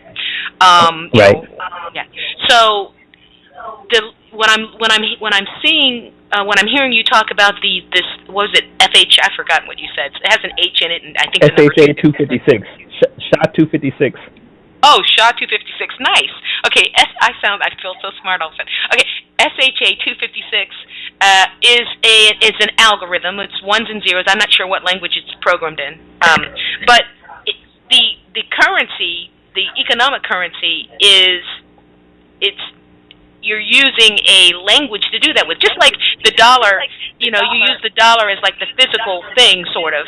But at the same time, when you're talking to somebody about exchanging goods in the market, English works more than any other language on this planet to do that. So it just kind of seems to me, maybe you think I'm reaching, but and mostly I'm just doing this for the purposes of segueing, but it's a language, it's a language that was established by the United States government. It's a computer language, right? And it and it translates into this whole Bitcoin thing. It's going to be the foremost thing. There are a lot of languages on this planet. I don't know how many languages there are, and even white folks have a lot of languages. But English, for a long time ago, took the forefront in the English and the dollar, because the people that are speaking English use the dollar. So I actually think that the language probably precedes the currency. You know what I mean? I think you're right. So then, where I was going with this was this I don't know, Kofi. You have a whole lot of things that you do that are like I open up and I start reading and they get fascinating. But you really have put a lot of time into this idea of, well, you've written 2 blog posts thing on it. So I don't even really want to get into much, but that people, I will just start from what I know, that people, Neely Fuller brought this to my attention, that people think in words. Much of, there are people who think in their right brain, and that's a different kind of thinking. But the kind of thinking that we do that allows us to transfer, that allows us to think the same things in a way that it transfers what we're feeling and thinking to another person is one that uses language. It's more left brain, okay? And that the words themselves or the language, and I'll even say that I don't know what percentage of the time I speak and I actually see the words in my mind, how they're written. Really, I see the words as they're written as I'm saying them. I don't know what percentage. It's a good percentage of the time, 30% of the time. But the point is that language itself confines how you think. There's certain words or certain ideas that don't translate from one language to another. And so you were explaining how we are really confined by a mindset that is dedicated to dominating us, and it's expressed through the white languages, and that we won't, from what I'm getting from it, and you cleaned it up and correct me, that we can't completely blossom into the great thinkers that we are and break out of this prism of thinking that is created by their language until we have a language that is more parallel and consistent with the way that we think outside of that paradigm. And that's why I believe you said you began studying the script. How is it pronounced? Mandombe? Yeah, Mandombe, yeah. Mandombe. So, clean it up for me, explain it to me. How does that work? Explain it to us. So first, that's a Kikongo word. So, since we speak English, I'm pretty sure we're not saying it correctly. But the way it looks to me, an English speaker, is Mandombe. So we think in the concepts that our language allow.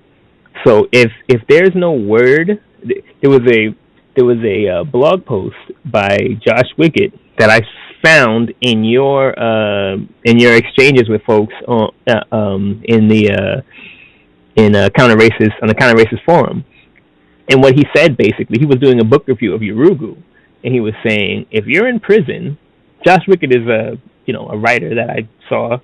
I don't know who exactly he is. I've just heard his name, and I've seen his writings here and there. He's a well-known in our circles. Yeah, he's well-known in counter-racist circles. Okay. Okay. If you're in prison and you're trying to get out, but you don't have a word for tunnel, you're going to have a lot of difficulty conveying that idea to your partners on how y'all can get out. You have a hole, you have 2 holes, 2 vertical holes connected by a horizontal hole, and then, it makes it really difficult to convey it if you don't have the word tunnel, because, 2 holes connected by a vertical hole doesn't tell you that the hole needs to be big enough for you to travel through it, or that it needs to be secure enough that it's not going to collapse on you. And having a lack of words makes it hard for you to conceptualize how to use these things that you might think of. Alternatively, even if you can conceptualize it, it's difficult to tell the person next to you about it because you don't have the words. One of my favorite books written by a white person is 1984 by George Orwell. And in that book, it's sometime in the future. It's a dystopia future book. In that future, the people who control the society are working to limit the language of the people in the society. They wanted to get to the point where people have very few words and they can just work, and they don't have enough words to revolt or to overthrow their oppressors. So little by little, they start to take words out the dictionary, and year by year, it becomes like, and because they're in such control of the society, people are afraid to remember what the world used to be like. So now, if you don't have a word for revolution, then it's going to be really difficult to think about how to have a revolution. If you don't have a word for wrong or unrighteous, then whatever's happening is just normal. Okay. So now we've been speaking English for a long time now, and a few hundred years, and we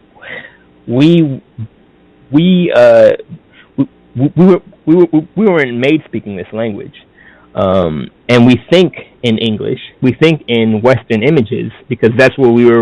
We have TV, we have movies, we have etc. that teaches us what everything is and what everything is called and what's possible and what's impossible. And what happens is, because we might not have the ability to make a word for what we want to happen, or because we don't have words to make ideas of things we can do to repair our situation, there might be something that we can make that will help us, propel us out of this oppression and propel us into greatness, into see, I'm even struggling here with lack of words to express the idea that I have of how we can get out of the situation we're in. There might be something that hasn't been invented yet that somebody can make that will make us powerful enough that the people who are mistreating us around the world won't be able to mistreat us anymore. Another book I read on that subject is called Jazzy Melanin, where a scientist makes tools. Carol Barnes, he makes tools dealing with melanin that only melanated people can control. So maybe a weapon that can only be fired by a black person, and the darker they are, the more powerful the weapon is. But because I wish I had my sound effects. Because that's exactly what I've been trying to communicate all this time. I'm sorry. Go ahead. Yeah, there might be a weapon or a tool. See, and I'm saying weapon because I speak English. And the only thing that I can think of what one people can use against another people to disrupt their oppression, the only word that I can think of is weapon. It doesn't have to be a weapon. It could be something else. It could be, it could be like a plant or something that does something that I can't think of. But because I speak English and because I live in America, with the most powerful, violent white people, my brain has been trained to think, what kind of weapon can I use to hurt my enemies? But that's really restrictive. That's really restrictive. I shouldn't only be thinking about how I can hurt my enemies. I should be more so thinking of how can I fix my problem. That should be what I'm trying to do. How can I fix my problem?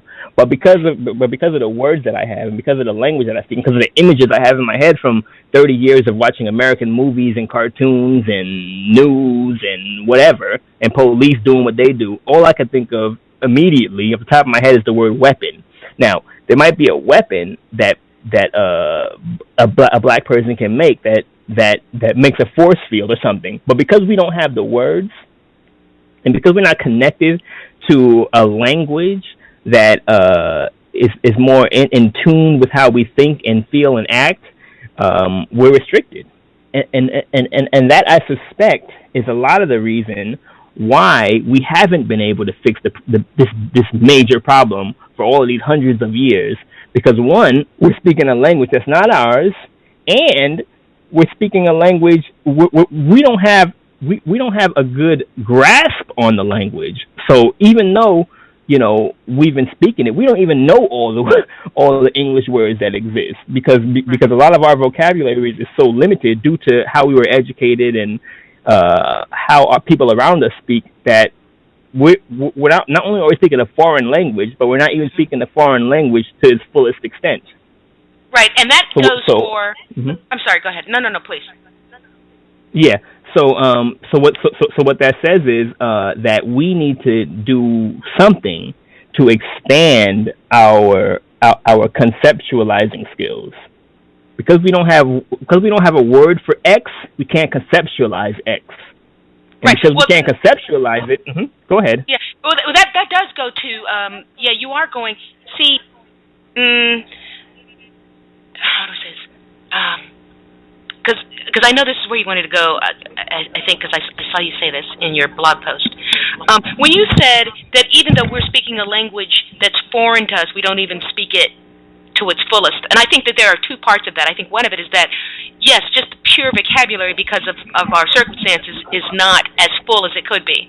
But I think where you were going to, and I'm going to get there as quickly as possible so you can talk, is that our neural mechanisms, the way our brains are constructed, because our brains control everything, the way that we even really probably even perceive smells, odors, colors, ideas, the way that we hop from one idea to the other, the way that ideas of shape and form are connected to ideas of feeling and talking, all kinds of things, that these things to a large extent are probably genetically programmed. Now, as Homo sapiens, we probably share a lot of that, but there are probably differences according to DNA, and, you know, there are probably differences between us and white folks. There are ways of thinking that a language should codify about how that are unique to us, that we don't have language for because we have been disconnected from the language systems that have developed upon evolution over hundreds of thousands of years, if not millions, because we've been dominated by white folks. So we're not really even connected to our own brains. We're really operating inefficiently a white brain, you know. So if I can interrupt real quick, please, one example of that is that blue dress that was on Facebook. Oh my God! You know, some weeks ago, some people saw one color, other people saw a different color. What that tells you is, what that tells you is that the way we conceptualize things is very dependent upon our DNA. You know, what's going on inside our head, how our eyes are shaped. You know, and so what that says is there are things, there might be things that we black people can conceptualize and create that other people can't conceptualize and create. In fact, of course there is, because we've been doing it. We've been conceptualizing things, you know, forever now. You know, even in recent history, we've been conceptualizing things that didn't exist before. But lack of connection to our historical languages that evolved, like you said, over millions of years. And this false language that we're speaking, that's not ours, and we're not even speaking it correctly. I think what it does is it closes our mind a little bit as to what we can be doing and what we should be doing. And maybe more than a little bit. And maybe more than a little bit. And what I wanted to say is that, just quickly, is that even if you think you speak it articulately, that your vocabulary, if you were counted word for word, is on par with Harvard PhD graduates. Yet still, what I found just in my experience is that you still don't operate that language the way a white person does. And it's kind of hard for me to explain how that is, but I know that I was in some situation with some white folks, and I used a combination of words in a certain kind of way, and I didn't think there was anything wrong with it. I thought I was using it appropriately, and I saw white folks flinch, and I knew that somehow the way that I used those words did not convey what I thought they meant. And when I asked the white folks, I said, you wouldn't use a word like, you wouldn't have said it that way. And they all kind of flinched because they didn't want to tell me what it was, you know. And, you know, I know that my vocabulary was probably on par with theirs, but I know that they have a sense about what words mean, the sense of what they'll do that I don't have. And I don't think I can. And I was raised around white folks.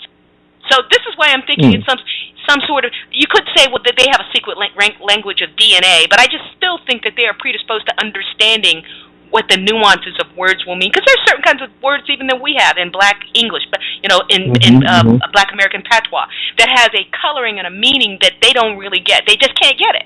You know what I mean? Right. And you can say that that's based on experience, but I don't think it is. I think it's sort of like, you know, I forgot what that Francis Wilson calls it, but there's a neck swinging. When we dance, there's a rhythmic thing that happens to our torso and our necks. And that's totally neurological. That even when white folks are on rhythm, they don't do that. We could just be clicking our fingers and we're doing that. You know what I mean? So I don't think that, when people talk about, oh, well, if you speak correctly, that somehow that's talking white, that's a lesser important part of it. That's not really that important.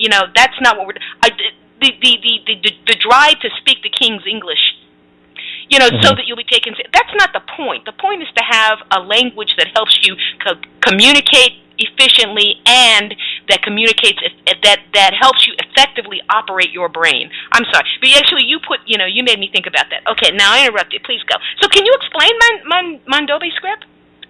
Yeah. Okay. In order to remedy those problems that we were just articulating with the lack of English language, I think we need to learn either. We have options to learn any of the languages that Black people speak on Earth. That's languages all around the equator. Whatever you might be interested in, we should go learn that language, because what that will do is that will open up our mind to different concepts and different ideas. Now, in talking about the digital dark age, in ancient times, like you said, people wrote on stone, and that's still here today. And why do people write? They write so they can they write so they can be able to have an idea, save the idea on a rock or on a paper or on something. They're going to save that idea there and be able to give it to the future generations. Even if I disappear right now, I wrote this idea on. I chiseled it in a rock, and so now this idea it still exists in the world, and then somebody can read it and go on and do what they have to do. That's why people invented writing, so they can be able to do that. Now, like you said, sometimes you think in words, and because you probably only write in Latin. Correct me if I'm wrong, but most Black people only write in the Latin script, A, B, C, D, whatever. That's the Latin script. We only write in that, and so now, because we only write in the Latin script, there are certain sounds that we can never make in our language. For instance, in Arabic, they have a letter that is like GH, like in ghoul, but it's a special letter that we don't have in English. It's like a glottal, that kind of sound. So when you hear Arabic speakers, it sounds weird to you because they're saying certain sounds that you don't make as an English speaker. And English doesn't have them, and so that's another way that we're restricted to certain things, certain concepts, certain sounds that we can make. Because everything, I think every time we speak and make sounds out of our mouth and make thoughts, that has power. It has power to come into existence. Now, if we can't make certain sounds and certain ideas, that's how we're stuck. Now, Mandombe is a script. It's a script, just like how Latin is a script, just like how Japanese have their kanji, just how Arabics have their Arabic script, and so on. Everybody, all the great people on Earth, all the great groups of people have a script. White people have their Latin script, and they've used it to communicate with each other and to share information with each other and to move forward in the universe. Arabs did it, Japanese did it, Chinese did it, and all of the great people did that, and they did great things. Black folks, we lost our script long time ago. As history tells us, we had many scripts in the Americas. We had scripts in India. We had scripts in Africa. But because we've been fighting people for so long, we don't have time to have great thinkers developing language and all of that. So over the course of hundreds of years, Mandombe script was revealed to people in Central Africa, in Congo to be exact, and as of 1970 something, the script reached a certain maturity that people started writing in it, And what this script does is, since it was originally formulated for African languages, it allows for sounds, and it allows for concepts, and it allows for images that English scripts and other scripts that are for other people, works for them. This Mandombe script has the potential to work for us in that way. The person who it was revealed to, because as the story goes, God revealed that script to this individual in Congo, or whatever their concept of a spiritual being was. I'm saying God because they're Christians, and that's how they refer to it. God revealed this script for those black people in order that they can shift their thinking and be able to conceptualize ways to develop themselves and come out of the bondage that they're in. And it's been happening. There's a long story of prophets that came up from when the Europeans came to Congo from the 1600s, and we're talking about this script that was going to be developed, this way of learning and this way of writing that was going to come. That and you can even find these prophets in European books. The Europeans called them witches and so on. And one of them was, her name was Kimpa Vita. She lived in the 1600s, and they burned her at the stake for being a witch, for what she was doing. And that was happening on and on. And they would lock up people in prison forever. So this script came about finally in the 70s, and it's been being developed by scholars all around the continent and the Americas since then. And what they're saying is, when black people do find it, do start to use it, it's gonna shift their thinking and shift their consciousness and allow them to create things that they weren't able to do before. It's going to, and also it's gonna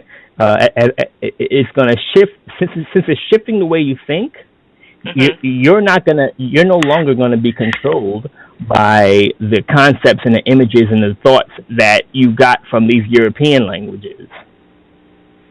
Right. And so, and that's a major benefit of it.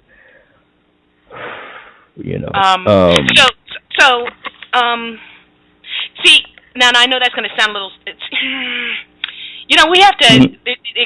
The things we talk about cross so many interdisciplinary ideas, the way that white folks have set them up, that it makes me feel really discursive, meaning just kind of scattered. But when you say that the person who this came to in a dream, that sounds a little far-fetched. But see, even that is being limited by the concepts that white folks find to be real for them, okay? Because, most of us, or a lot of us, know we have all kinds of experiences with things that are called beyond the material. White folks call them ESP, something like that.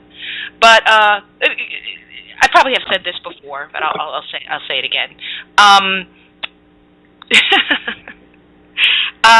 When I was 11 years old, all of a sudden it occurred to me that one day I would be a mother. I thought, I can be a mother. I'll be a baby. I'll have babies. It's time for me to start thinking about some name. And then I was thinking about it really strangely. And it was like Third Encounters of the what is it called? Close Encounters of the Third Kind. I became obsessed with a particular name, and it was so obsessed that I took a colored pencil and chiseled it into my desk that was in my room. It was painted really nicely, these primary colors, and that was forbidden in my household. You don't write on walls and furniture, certainly by not age 11. But I just had to do it. It came to me, and I had to write it down. It was a particular name, and I just thought it was a beautiful name. And I just kept going around telling my parents, I had never heard a name like that. I just kept telling my parents, look at this beautiful name I came up to. This is going to be the name of my son. I'll just say what the first and middle names are. It was Dominique Marcel. I just thought that had the most beautiful ring and sound to it. Well, my mother at the time, and I may have been aware of it slightly, but my mother hadn't talked to her younger sister. She had a younger sister on the East Coast. We're in California here. And she was pregnant but my mother hadn't talked to her in a long time. Everybody had busy lives. So when my aunt, my mother's sister, delivered her baby, of course my mother asked her what the baby's name was, and it was Dominique Marcel. Now, you can't possibly think that's a coincidence, right? And then fast forward many years. I won't say how many years, but fast forward many years. Because the thing is that we have this tradition in our family that if you have children, you make sure that they have the same initials. So once I came up with this beautiful name, I wanted to come up with my future sons. I don't have any sons. I wanted to come up with my future son's brother's name, so I came up with another name, and I can't say that name, and you'll find out why in a second. So I came up with a companion name that had the same initials. And of all the names, I came up with 6 of them, but of all the names I came up with, those are the only 2 I remember. The one that turned out to be my cousin's name, my aunt's baby's name. And then many years later, I met somebody that I probably will always consider my soulmate. And that was his name. So clearly there's a tangible thing that's going on. Messages, and a lot of people say all kinds of stuff, like those messages are sent to us. So I believe, at some point our ancient ancestors, and we might connect back into it, even George Washington Carver, right? He said that the plants spoke to him, and that's how he knew what they could do and what to do with them, right? So what I'm thinking is that this was sent, and that this was sent partially as a way to connect to that way of knowing, so that it doesn't sound kind of like that you're going off on some sort of elect type thing. I think it's science, but it's not science in the way that white folks conceptualize it, to me. Yeah, about that. The thing is, a lot of times we need to find a way to think in our own ideas and our own concepts. Sure, white science. There's no empirical evidence for a lot of things that black people might talk about. There's no empirical evidence that Wabaladio Pai, which is the individual, that's his name, the guy who got the vision from his God. There's no empirical evidence that happened. Right. And I agree, but the thing is, lack of empirical evidence shouldn't be the only gauge as to whether things are true or not. Right. Because if empirical evidence was the only gauge that we use, then we're going to be stuck on the same plane of existence and the same thought process that our enemies are on. We didn't use empirical evidence before. Yeah. Huh? Yeah, it's church up in here. Go ahead. We didn't use empirical evidence historically. George Washington Carver. There's no empirical evidence that he could talk to plants, but he did a lot of things with plants that weren't being done before. Right. So, you white scientists, you can say what you want, but did you do what he was doing? No, you didn't. So maybe what he's calling him talking to the sun, maybe it's something else. Maybe he has some kind of special glands in his nose that allows him to smell something and translate that into information.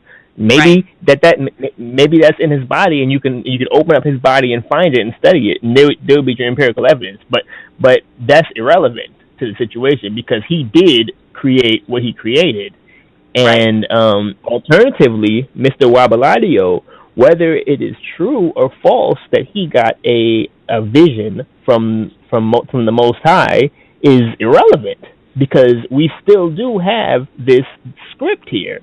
Right. That will, if all black people start learning it and using it, what will happen is it will disrupt the racists because we'll be able to share information with each other, and all of them won't be able to study it and share information with each other about it. They're going to have to stop what they're doing, learn this new language, and learn another African language, whichever language we're speaking in, and they're going to have to learn whatever slang or whatever shorthand we're using. Because imagine that. Imagine we're speaking, Haitian Creole French, plus with a Black American twist on it, plus with Mandombe, plus with our shorthand Mandombe. Because, when we write English, it's we got how, like, when we write on Facebook, we have our shorthand little slang. Right. Like Jamaicans, they say DWL for dying with laughter.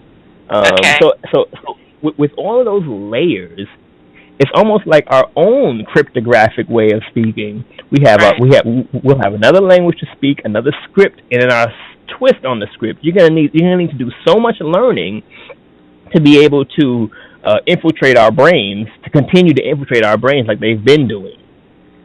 Okay. Right. And I have I have a theory that I wrote about in the blog that see, I'm a computer technician. As I said earlier, I think the way I think and the way I conceptualize things a lot of times is the way computers work. Computers have certain parts, and I see those parts because I build computers, and I open them up and I see what's going on in there, and I replace parts when parts stop working, or I replace parts when I want to upgrade.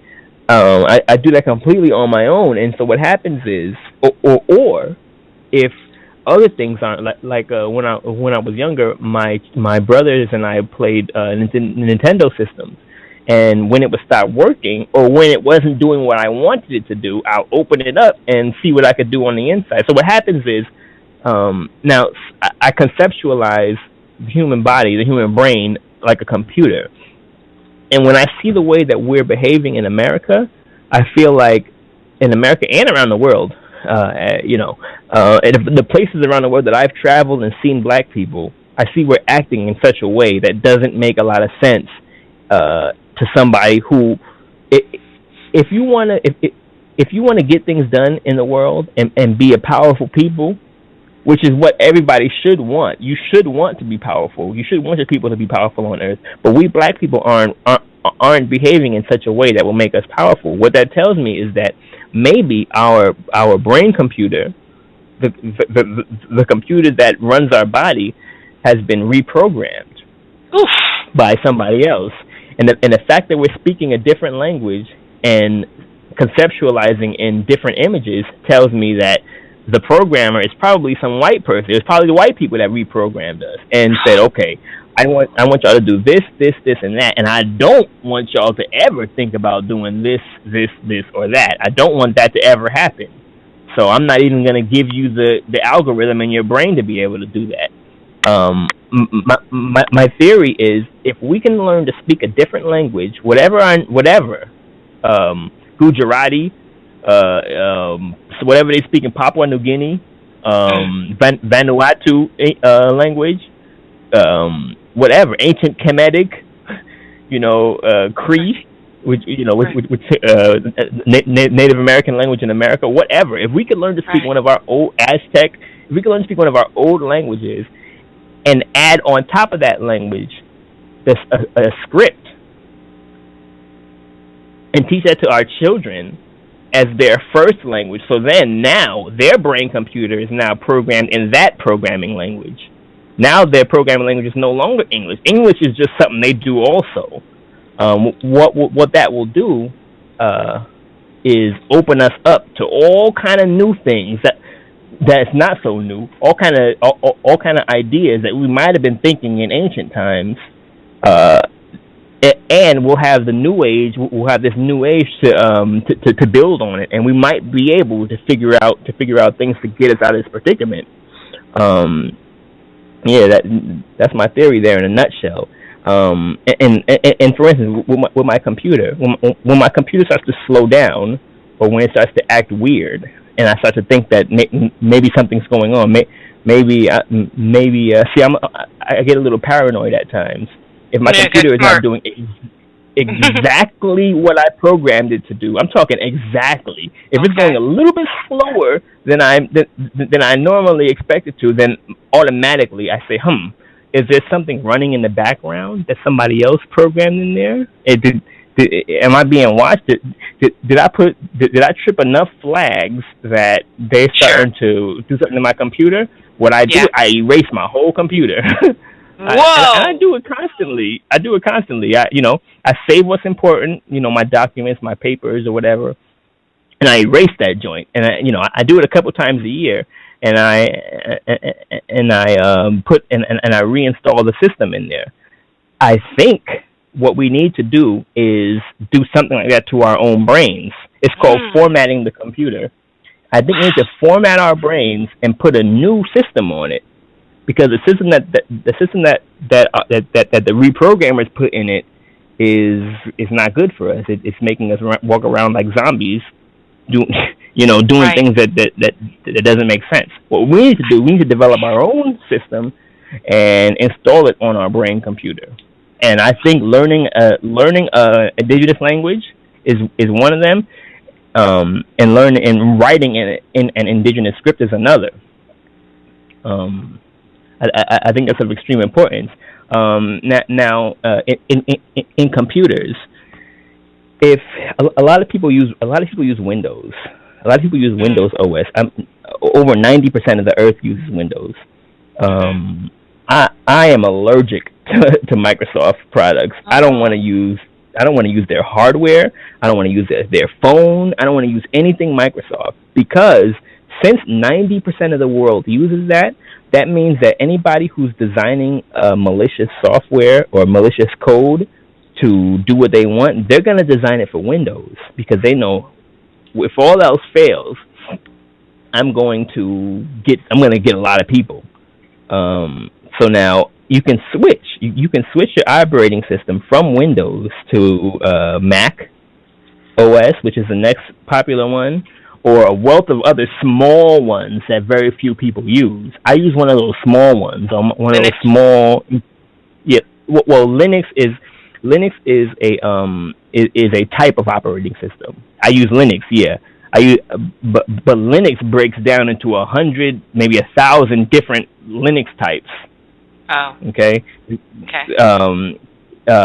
So you have three main type of operating systems: Windows, Mac, and Linux. And now when you go into Linux, you have thousands of different ones. And I use one of those thousands of Linux operating systems. And now I think that right now the operating system that our brain is running on is not conducive to us. So what we need to do is we need to put a new operating system on our brain, and learning a new language will do that. Now, if you switch from Windows to a different operating system like Mac or even Linux, the same programming language that you write programs in. I don't want to go too deep into computers, because a lot of people don't really understand the word, might not understand the words that I'm using, but when you run a program, say when you open up Firefox, when you open up Chrome to go on the internet, somebody was in an office somewhere and sat down and wrote programming code, thousands and thousands of lines of programming code to make that program. I said, okay, if they click here, then do this. It's a whole bunch of lines of that. If then. That's the programming language. And most programs are written in a certain language. Just like most of the things we do is written in English. So our brains kind of run on English and Latin script.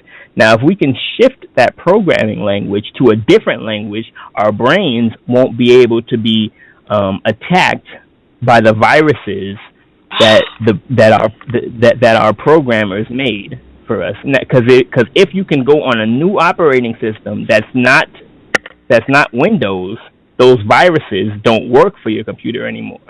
So I'm not afraid to click things on different websites, because I know that those viruses that are probably there are not going to affect my computer, because they're not designed for my Linux OS. I know that 99.999% of the time it's designed for somebody else's type of computer, and I'm just free to do it. I don't have virus protection on my computer. I don't have any kind. It's just open, because I know that things aren't going to be installed on my computer without my approval. And even if it starts to act a little weird, I wipe it out quick. We need to be doing something like that with our brain. And when we have new children, that's like it's like buying a new computer that's never been touched. It's like making a computer. It's like having a factory in your house and making a computer. You know that nobody touched that computer and did anything to it. You can do whatever you want on there, and you're not gonna be maliciously attacked on that computer because you made it. And so when we have our children, I think it's of extreme importance that we give them different languages, give them access to different languages, give them access to different scripts. And this might take a long time. We might not be able to do it in this generation or even the next one. But if we start the process of telling our children, hey, I'm really interested in this foreign language. Do you know that they say this in this language over here? What that's going to do, do you know that you can write your name like this in this script? Isn't that cool, so-and-so? What that's going to do is that's going to open their world a little to the fact that there's different options. And they might grow up and pursue that, or they might not. Or they might just have another child and say, your grandpa used to tell me X, Y, Z. And then so sometime down the line, that process will start. Even if you can't start it now, I think that's one of the most important things that we as Black people can do, and that is get up out of this paradigm of English Latin and get somewhere else. And if we could do it with more people, that would be even better. Wow. I that's something that I would.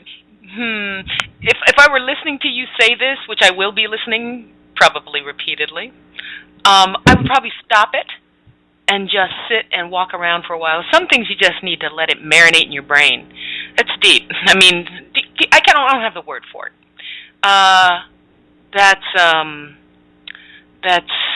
Well, you've already used the word. It's the equivalent. You remember the third eye posters, where you stare at something, and if you stared at it long enough, or for me, I couldn't do it. My brain couldn't switch like that. I had to actually use a trick where I'd have to move it away very slowly from my nose, and then my brain would kick in and my eyes would see it. But it was much harder for me for other ways. But still, it's the same phenomenon, but something else is activated in your brain to where it takes that data and that sensory perception, and it forms something completely different. And that is kind of beyond paradigm shifting. I don't know what that is. But there's no word for it in English. Right, there's no word for it. It helps you inhabit something that exists that you aren't normally able to inhabit and be aware of. In fact, you're probably already inhabiting it, but you're not conscious that you're inhabiting it. It's kind of similar to the way that people say, is there intelligent life out there? Well, what the heck are you talking about? How would you know that they're not here right now? You don't have the sensory apparatus to detect it. You have basically 5 senses. So they could be right here and you not know it. You know what I'm saying? Right. They could be made up of something that we can't even conceptualize. They could be made up of something that our eyes can't see. Right. Or that our ears can't hear. Exactly. Or it's got to have water. Why? I think right. Why? Right. Yeah, Emmerich was talking about. Yeah. So it's like we inhabit a universe that is far more complex than we're able to detect with our simple little senses. And yet, but if we get the right tools, like being able to, because even the script itself, the way that you form the geometric shapes, gives you a sense of motion and the whole thing. It shapes your mind. So I don't, like you said, really I don't have the words for it.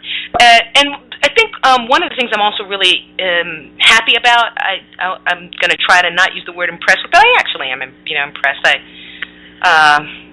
When I say impressed, I mean I'm cheering along. I'm very happy. That's what I mean. And I think the older you get, the more impressed you get with people who do things that you are thinking things and saying things that just you really appreciate. You use the word impress more.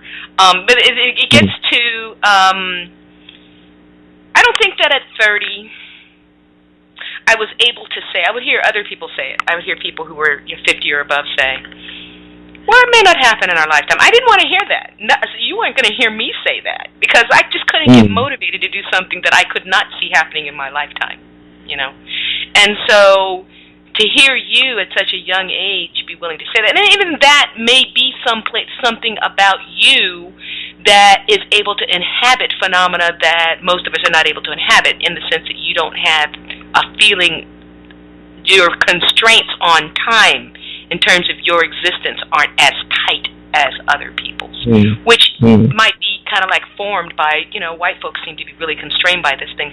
And I know some people are going to really say some horrible things about me if I don't give some degree of proper observance of the passing of Dr. Benyakinen into the ancestral realm.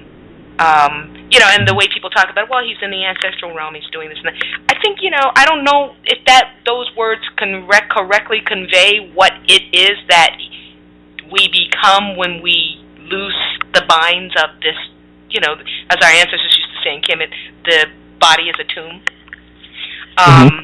But it seems to me that you kind of naturally sort of have that, and I guess that's all I have to say about that. Well, I think that the way I conceptualize it might be a little bit different than other people, because I do want to live on Earth and see us topple white supremacy, but it doesn't look to me like it's going to happen anytime soon. It could, but it just doesn't look like that to me. So the way that I see things is that if it's not going to happen right now, then I can do one of two things. I can cry and just take drugs or whatever and try to make myself comfortable in it, or I can do what I can do now that allows future people to be able to do something better, because there were people before me who did some things that kind of pushed me forward. Honorable Elijah Muhammad told me who the devil is. Without him, I might not have a conceptualization of okay, I shouldn't be trying to make friends. I shouldn't be trying to reform the devil. It can't be done. So now that can't be done, as per the lessons, Honorable Muhammad's lessons tell us, since that can't be done, now I need to move forward and do something else. Because if I do try to do that, then I'm wasting my time. I'm being foolish, and that's I don't want to be foolish. I don't want to be remembered as foolish. So I need to do things that if I was looking at my grandpa and I seen him doing these things, that I would say, yeah, let me go and do what he was doing. Because the ancestral realm might just be our progeny's mind. Now, I'm going to remember Dr. Ben, and I'm going to remember Honorable Elijah Muhammad. I'm going to remember Dr. Diop and all of them in their greatness. I'm going to remember all of their greatness. I don't know whatever negative they did. I don't know, because I didn't know them. I just know their greatness, and that's how they exist in my head right now. And so I have two options. I can do nothing, or I can do my best and maybe do something, and maybe exist in somebody else's brain as a great giant, sometime down the line. And so my motivation is that things might not change greatly in the next decade, but maybe I can do something that kind of gives Kofi the Sixth, 200 years from now, or however many years from now, gives him a boost, and so then he remembers me, and he's driven like how I'm driven by people before me. But I, that doesn't mean that I'm not. I'm not upset that I'm not going to see. Sure, I'm upset, and sure, I wish that I could stay here and see everything that's going to happen. But because I don't see that as a possibility, that makes me also not see a benefit to wasting time thinking about that. I might have it in the back of my head, but I'm not gonna spend all this time crying over, what is and what can't be changed. I also have a belief that, like I said earlier, that we keep coming back. I know that I'm somebody that came before me. I know that there's somebody a couple generations ago that looked just like me, maybe talks like me, and conceptualized things similar to the way I conceptualize things. And I'll be here again because I had children already. So, it ain't no stopping me now. I already had one child, so unless you destroy me and her, there's no I'm gonna come back again. So what are you gonna do? Can't do anything about it. So I'm already here. I already did my work. I did some work. I already did some work. So now I can come back and continue it later on. Wow. Wow. Well, the science.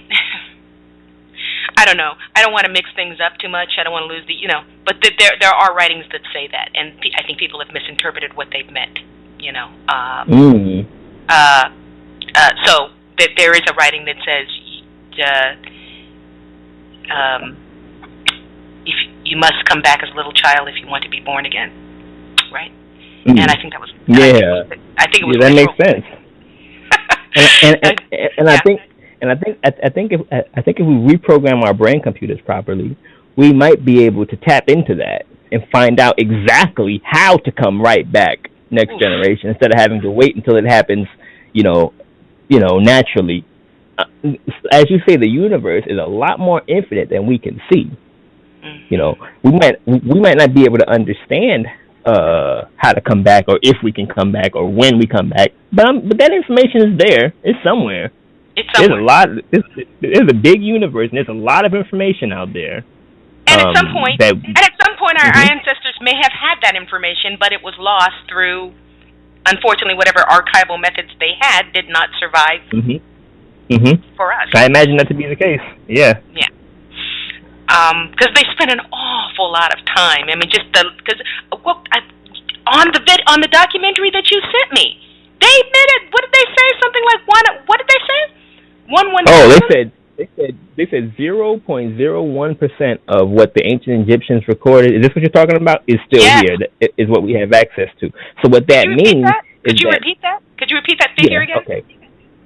0.01% of what the ancient Egyptians recorded down, we have today. So what that means is 99.99% of what our ancestors drew on the walls is gone. 99.9% of the books that they wrote, gone. So that means 99% of the inventions and the concepts and the words that they wrote is gone. And and alternatively, they said 0.5% of the Greek stuff is gone. Sorry, 0.5% of the Greek stuff is here still, and 1% of the Roman stuff is still here. So much is gone that we'll have to rediscover. And that going back to the digital dark age, we can lose all of this stuff again, and we probably will. But if we do properly, maybe that 1% that's recovered can be some of our stuff. Some black youth in the future might dig something up, and because he's related to one of us who reprogrammed our brain, he's able to see it and automatically know what to do with it, because he's a descendant of us black folks who reprogrammed our brain computer and prepared for the future that he's in. Absolutely. Okay. I just know that to be the case. I think people just really, really, really underestimate the importance of the genetic strain in terms of the types of things that one even wants to think about. You just have the predisposition to put certain ideas together, or to put certain ideas together. That's just genetic from everything I've seen. The twin studies, and just my own personal experiences. But twins, who've never met each other. They do twin studies and they find out these people have never met each other. They put them back together. They've raised entirely different families, and they put them back together in their mid-30s and mid-40s, and they've named their dogs the same thing. They like the same kinds of sounds. They've married women with the same names.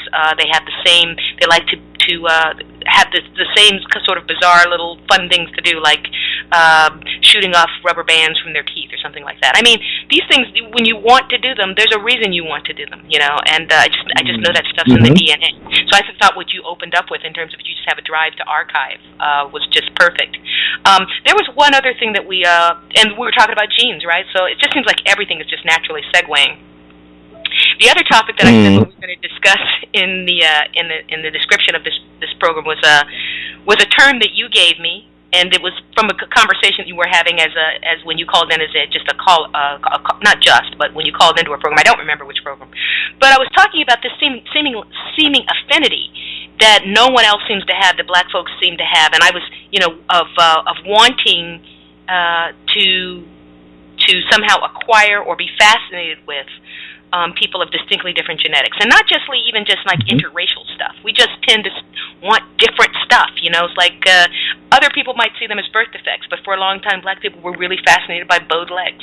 You know, there's still some people out here. Yeah, I remember that. Yeah, I remember reading about that. It's true. Yeah. Wow, I didn't even conceptualize it like that. We really dig that.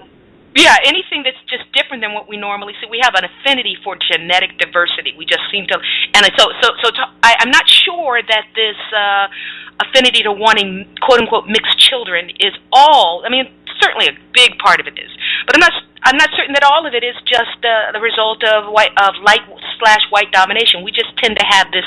We seem to be welcoming all genes, and I said that in that program, and you said, yeah, we seem to be unlike other people. Other people have a large degree of xenophobia, fear of drastically, but we seem to be xenophilic. We love different genes. I thought we could just talk about that some. What do you say? Well, I say that if you think about it, a diverse gene pool is super healthy. So being xenophilic and allowing different genes into us it might be irritating to think about. So think about, Black folks around the world, they always want to mix, or they always venerate things that are different than them. We venerate long hair because we have coiled hair. We venerate light eyes and we have dark eyes. We venerate this, that, and that. It might be irritating, but in doing that, we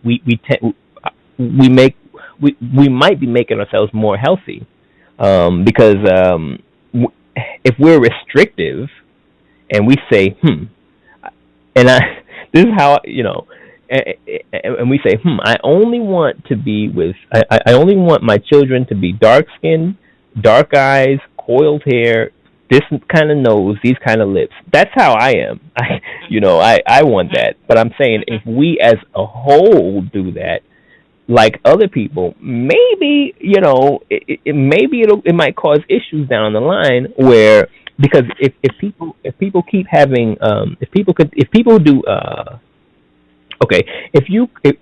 you take a bunch of people and lock them up somewhere and feed them and all, and allow them to breed with each other, what's going to happen is diseases and stuff are going to start to form in the offspring, because the gene pool is so closed. And it happened in Europeans. It happened historically with Europeans. They get all these diseases. If you look at Jewish people up here in the mountains of New York State, where I live, if a lot of times Jewish people come, and they come on vacation over the summer, and when I say Jewish, I mean like the type of Jew that is like wears all black, has like the curly hair hanging from each side of their head, wears a black, Freddy Krueger kind of hat. But, those ones, not the ones that are like smiling in your face and not those ones. The other ones that are like weird looking. They come up here. Yeah, the Orthodox ones, the Hasidic super Orthodox ones. Mm-hmm. They come up here over the summer, and the population of our county goes from about 60,000 to about 300,000. Every summer. They come up here. They come up here in big numbers, and what happens is that you look at them, and they're a group of people who do a lot to keep their DNA closed. They might have babies or whatever with other groups of people, but they don't bring those babies in. They might, cause a lot of them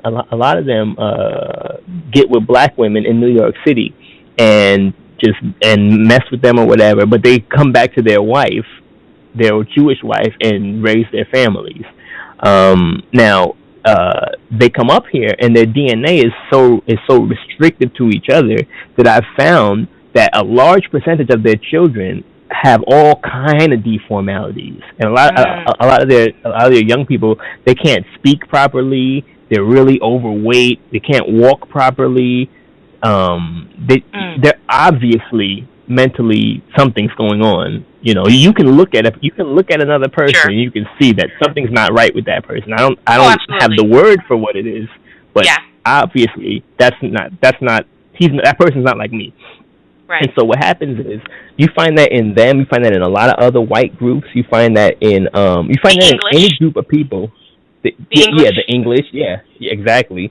You find that in any group of people that's restrictive in their DNA. So maybe that's one of our sciences that were lost in ancient times, that might be why we're naturally, or maybe maybe our gene pool doesn't allow us to be genetically restrictive, because it knows that if we are that way, things won't end well. We'll end up like them Jews or like them English, looking crazy and behaving crazily. And maybe it happened before, and this is the outcome. Let's not have it happen again.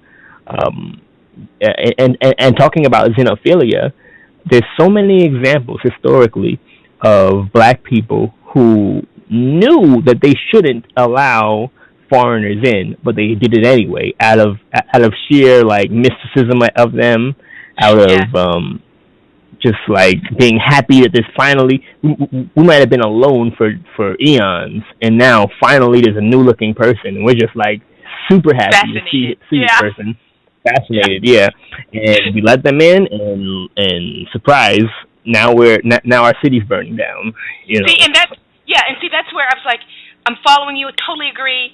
Kind of had thought along those same lines that, sure, the genetic diversity makes one more prone to continuing to exist as a species, right?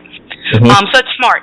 And that's a smart thing. But we didn't know about the devil. That was the problem. We didn't know that there was a devil on the earth that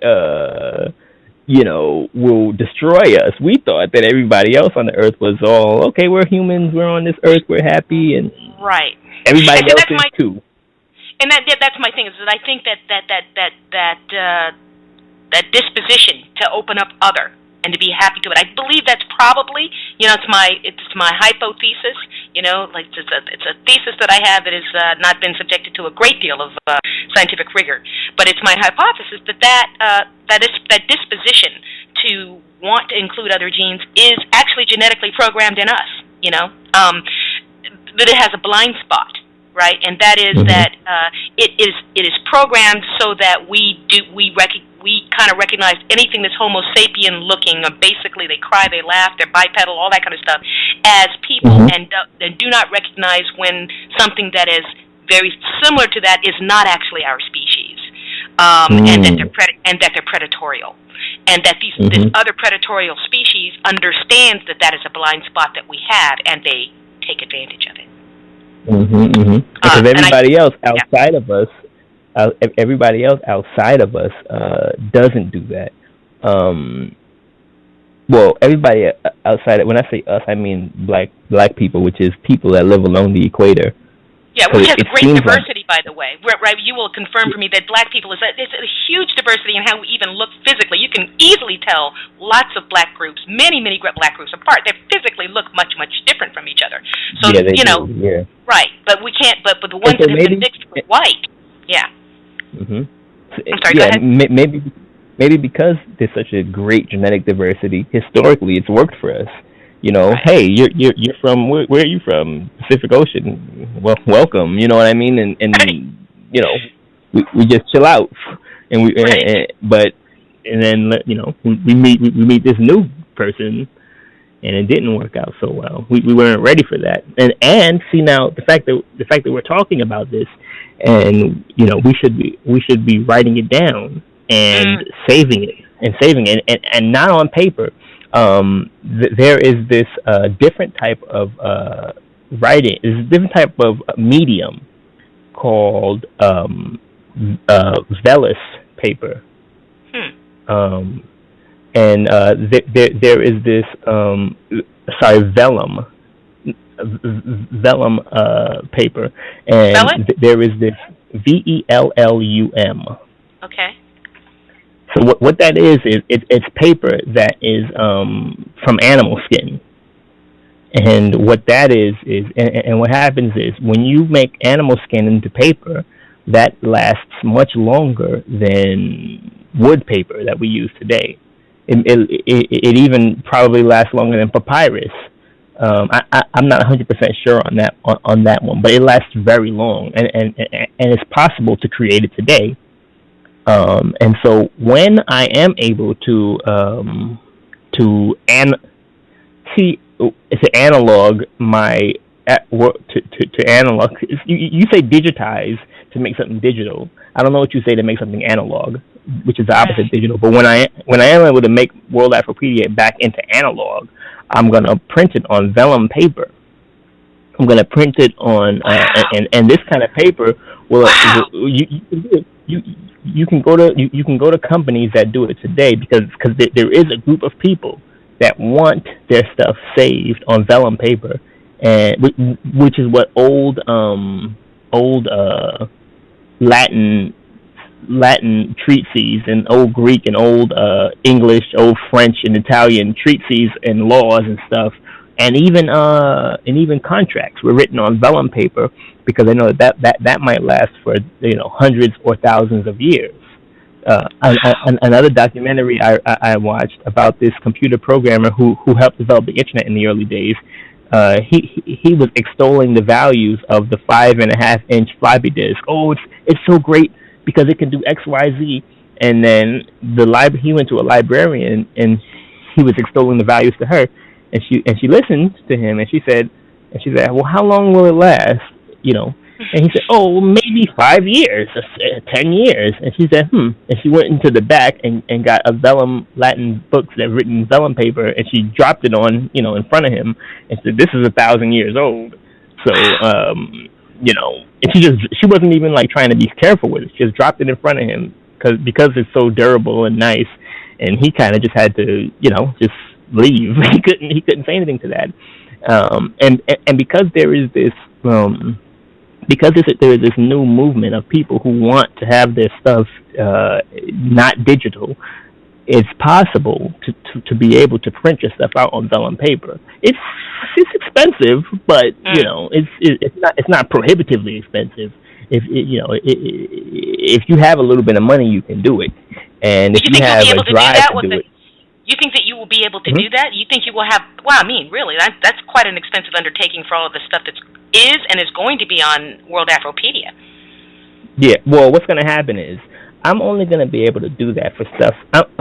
With my personal resources, I'm only going to be able to do it for stuff that I deem important. Right. So I think that certain thinkers are important, certain theories are important. I might think that other things are not that important, but the next person might think it's important. What's going to have to happen is which goes back to the fact that I'm one person on World Afropedia. I've had other people throughout the years writing things here and there, but basically most of the site has come from me. I'd say 90-something% is me, and the other 10% is just other people who have come and gone. What's going to have to happen is other black people are going to have to say to themselves, this is important, and I need to do this too. And they're going to have to come to me and say, hey, I think that I want this to be printed, and okay, let's do it. And I think it'll happen. I think as time goes on, people are going to see that the need for people are going to go to Wikipedia and edit something and be kicked off of the site, and they're going to be mad because it's actually been happening. the police been editing Wikipedia and editing this stuff out. We didn't even talk about that. We did not even talk about how the NYPD has been editing on Wikipedia the Garner thing to make themselves Garner. So, and just now, the San Diego police was caught doing it. San Diego, you're in New York. I'm in San Diego. Get the frick out of here. So to put an exclamation point on this conversation for me could go on another 4 or 5 hours, but I would be doing it injustice to just cut us off in the middle. It just would not sound right. This has been, this is the only program I have ever had where I haven't even asked any callers. Please call in. So, take that for what it's worth, folks, and it's worth a lot, I think. And I'm going to close the program with your Afropedia ad, and, hopefully we'll be able to get you back on. Obviously, I think this has been incredibly constructive because, like I said, I didn't even want to, I couldn't stop. I thought that what you had to say was so important that I didn't want to take the time to take callers. And I think there may be some callers that have some important things to add to it, but this time I just wanted you to get out what you had to say. So I'm going to thank you, just tremendously for the work that you've done. Thank you for giving me 3 hours of your time, and for, even more than that, because it didn't start on time, with 3 different starts. Please thank your family. Please thank your immediate family. You didn't mention them, so I won't. And we just got to get you back on, Kofi. I'm bowing. I just thank you so much, and I'm going to play the ad that you and your wife put together, and I will always play it on every program that I have. Thank you once again. All right. Thank you. Good night. The internet is full of half-truths and all-out lies. We've all seen them, and many people on social media complaining about it. Here's your chance to show and prove. WorldAfropedia.com is a Black-owned and operated encyclopedia. There are several thousand articles, but we need help. We can't uncover all the truth ourselves. So please, join us and become a writer, editor, or blogger for WorldAfropedia.com today. Every little bit counts. We owe it to the future generations to put the truth out there. Visit WorldAfropedia.com, the African-centered encyclopedia, a global database of African knowledge for the purpose of bringing about global African wisdom and understanding. WorldAfropedia.com.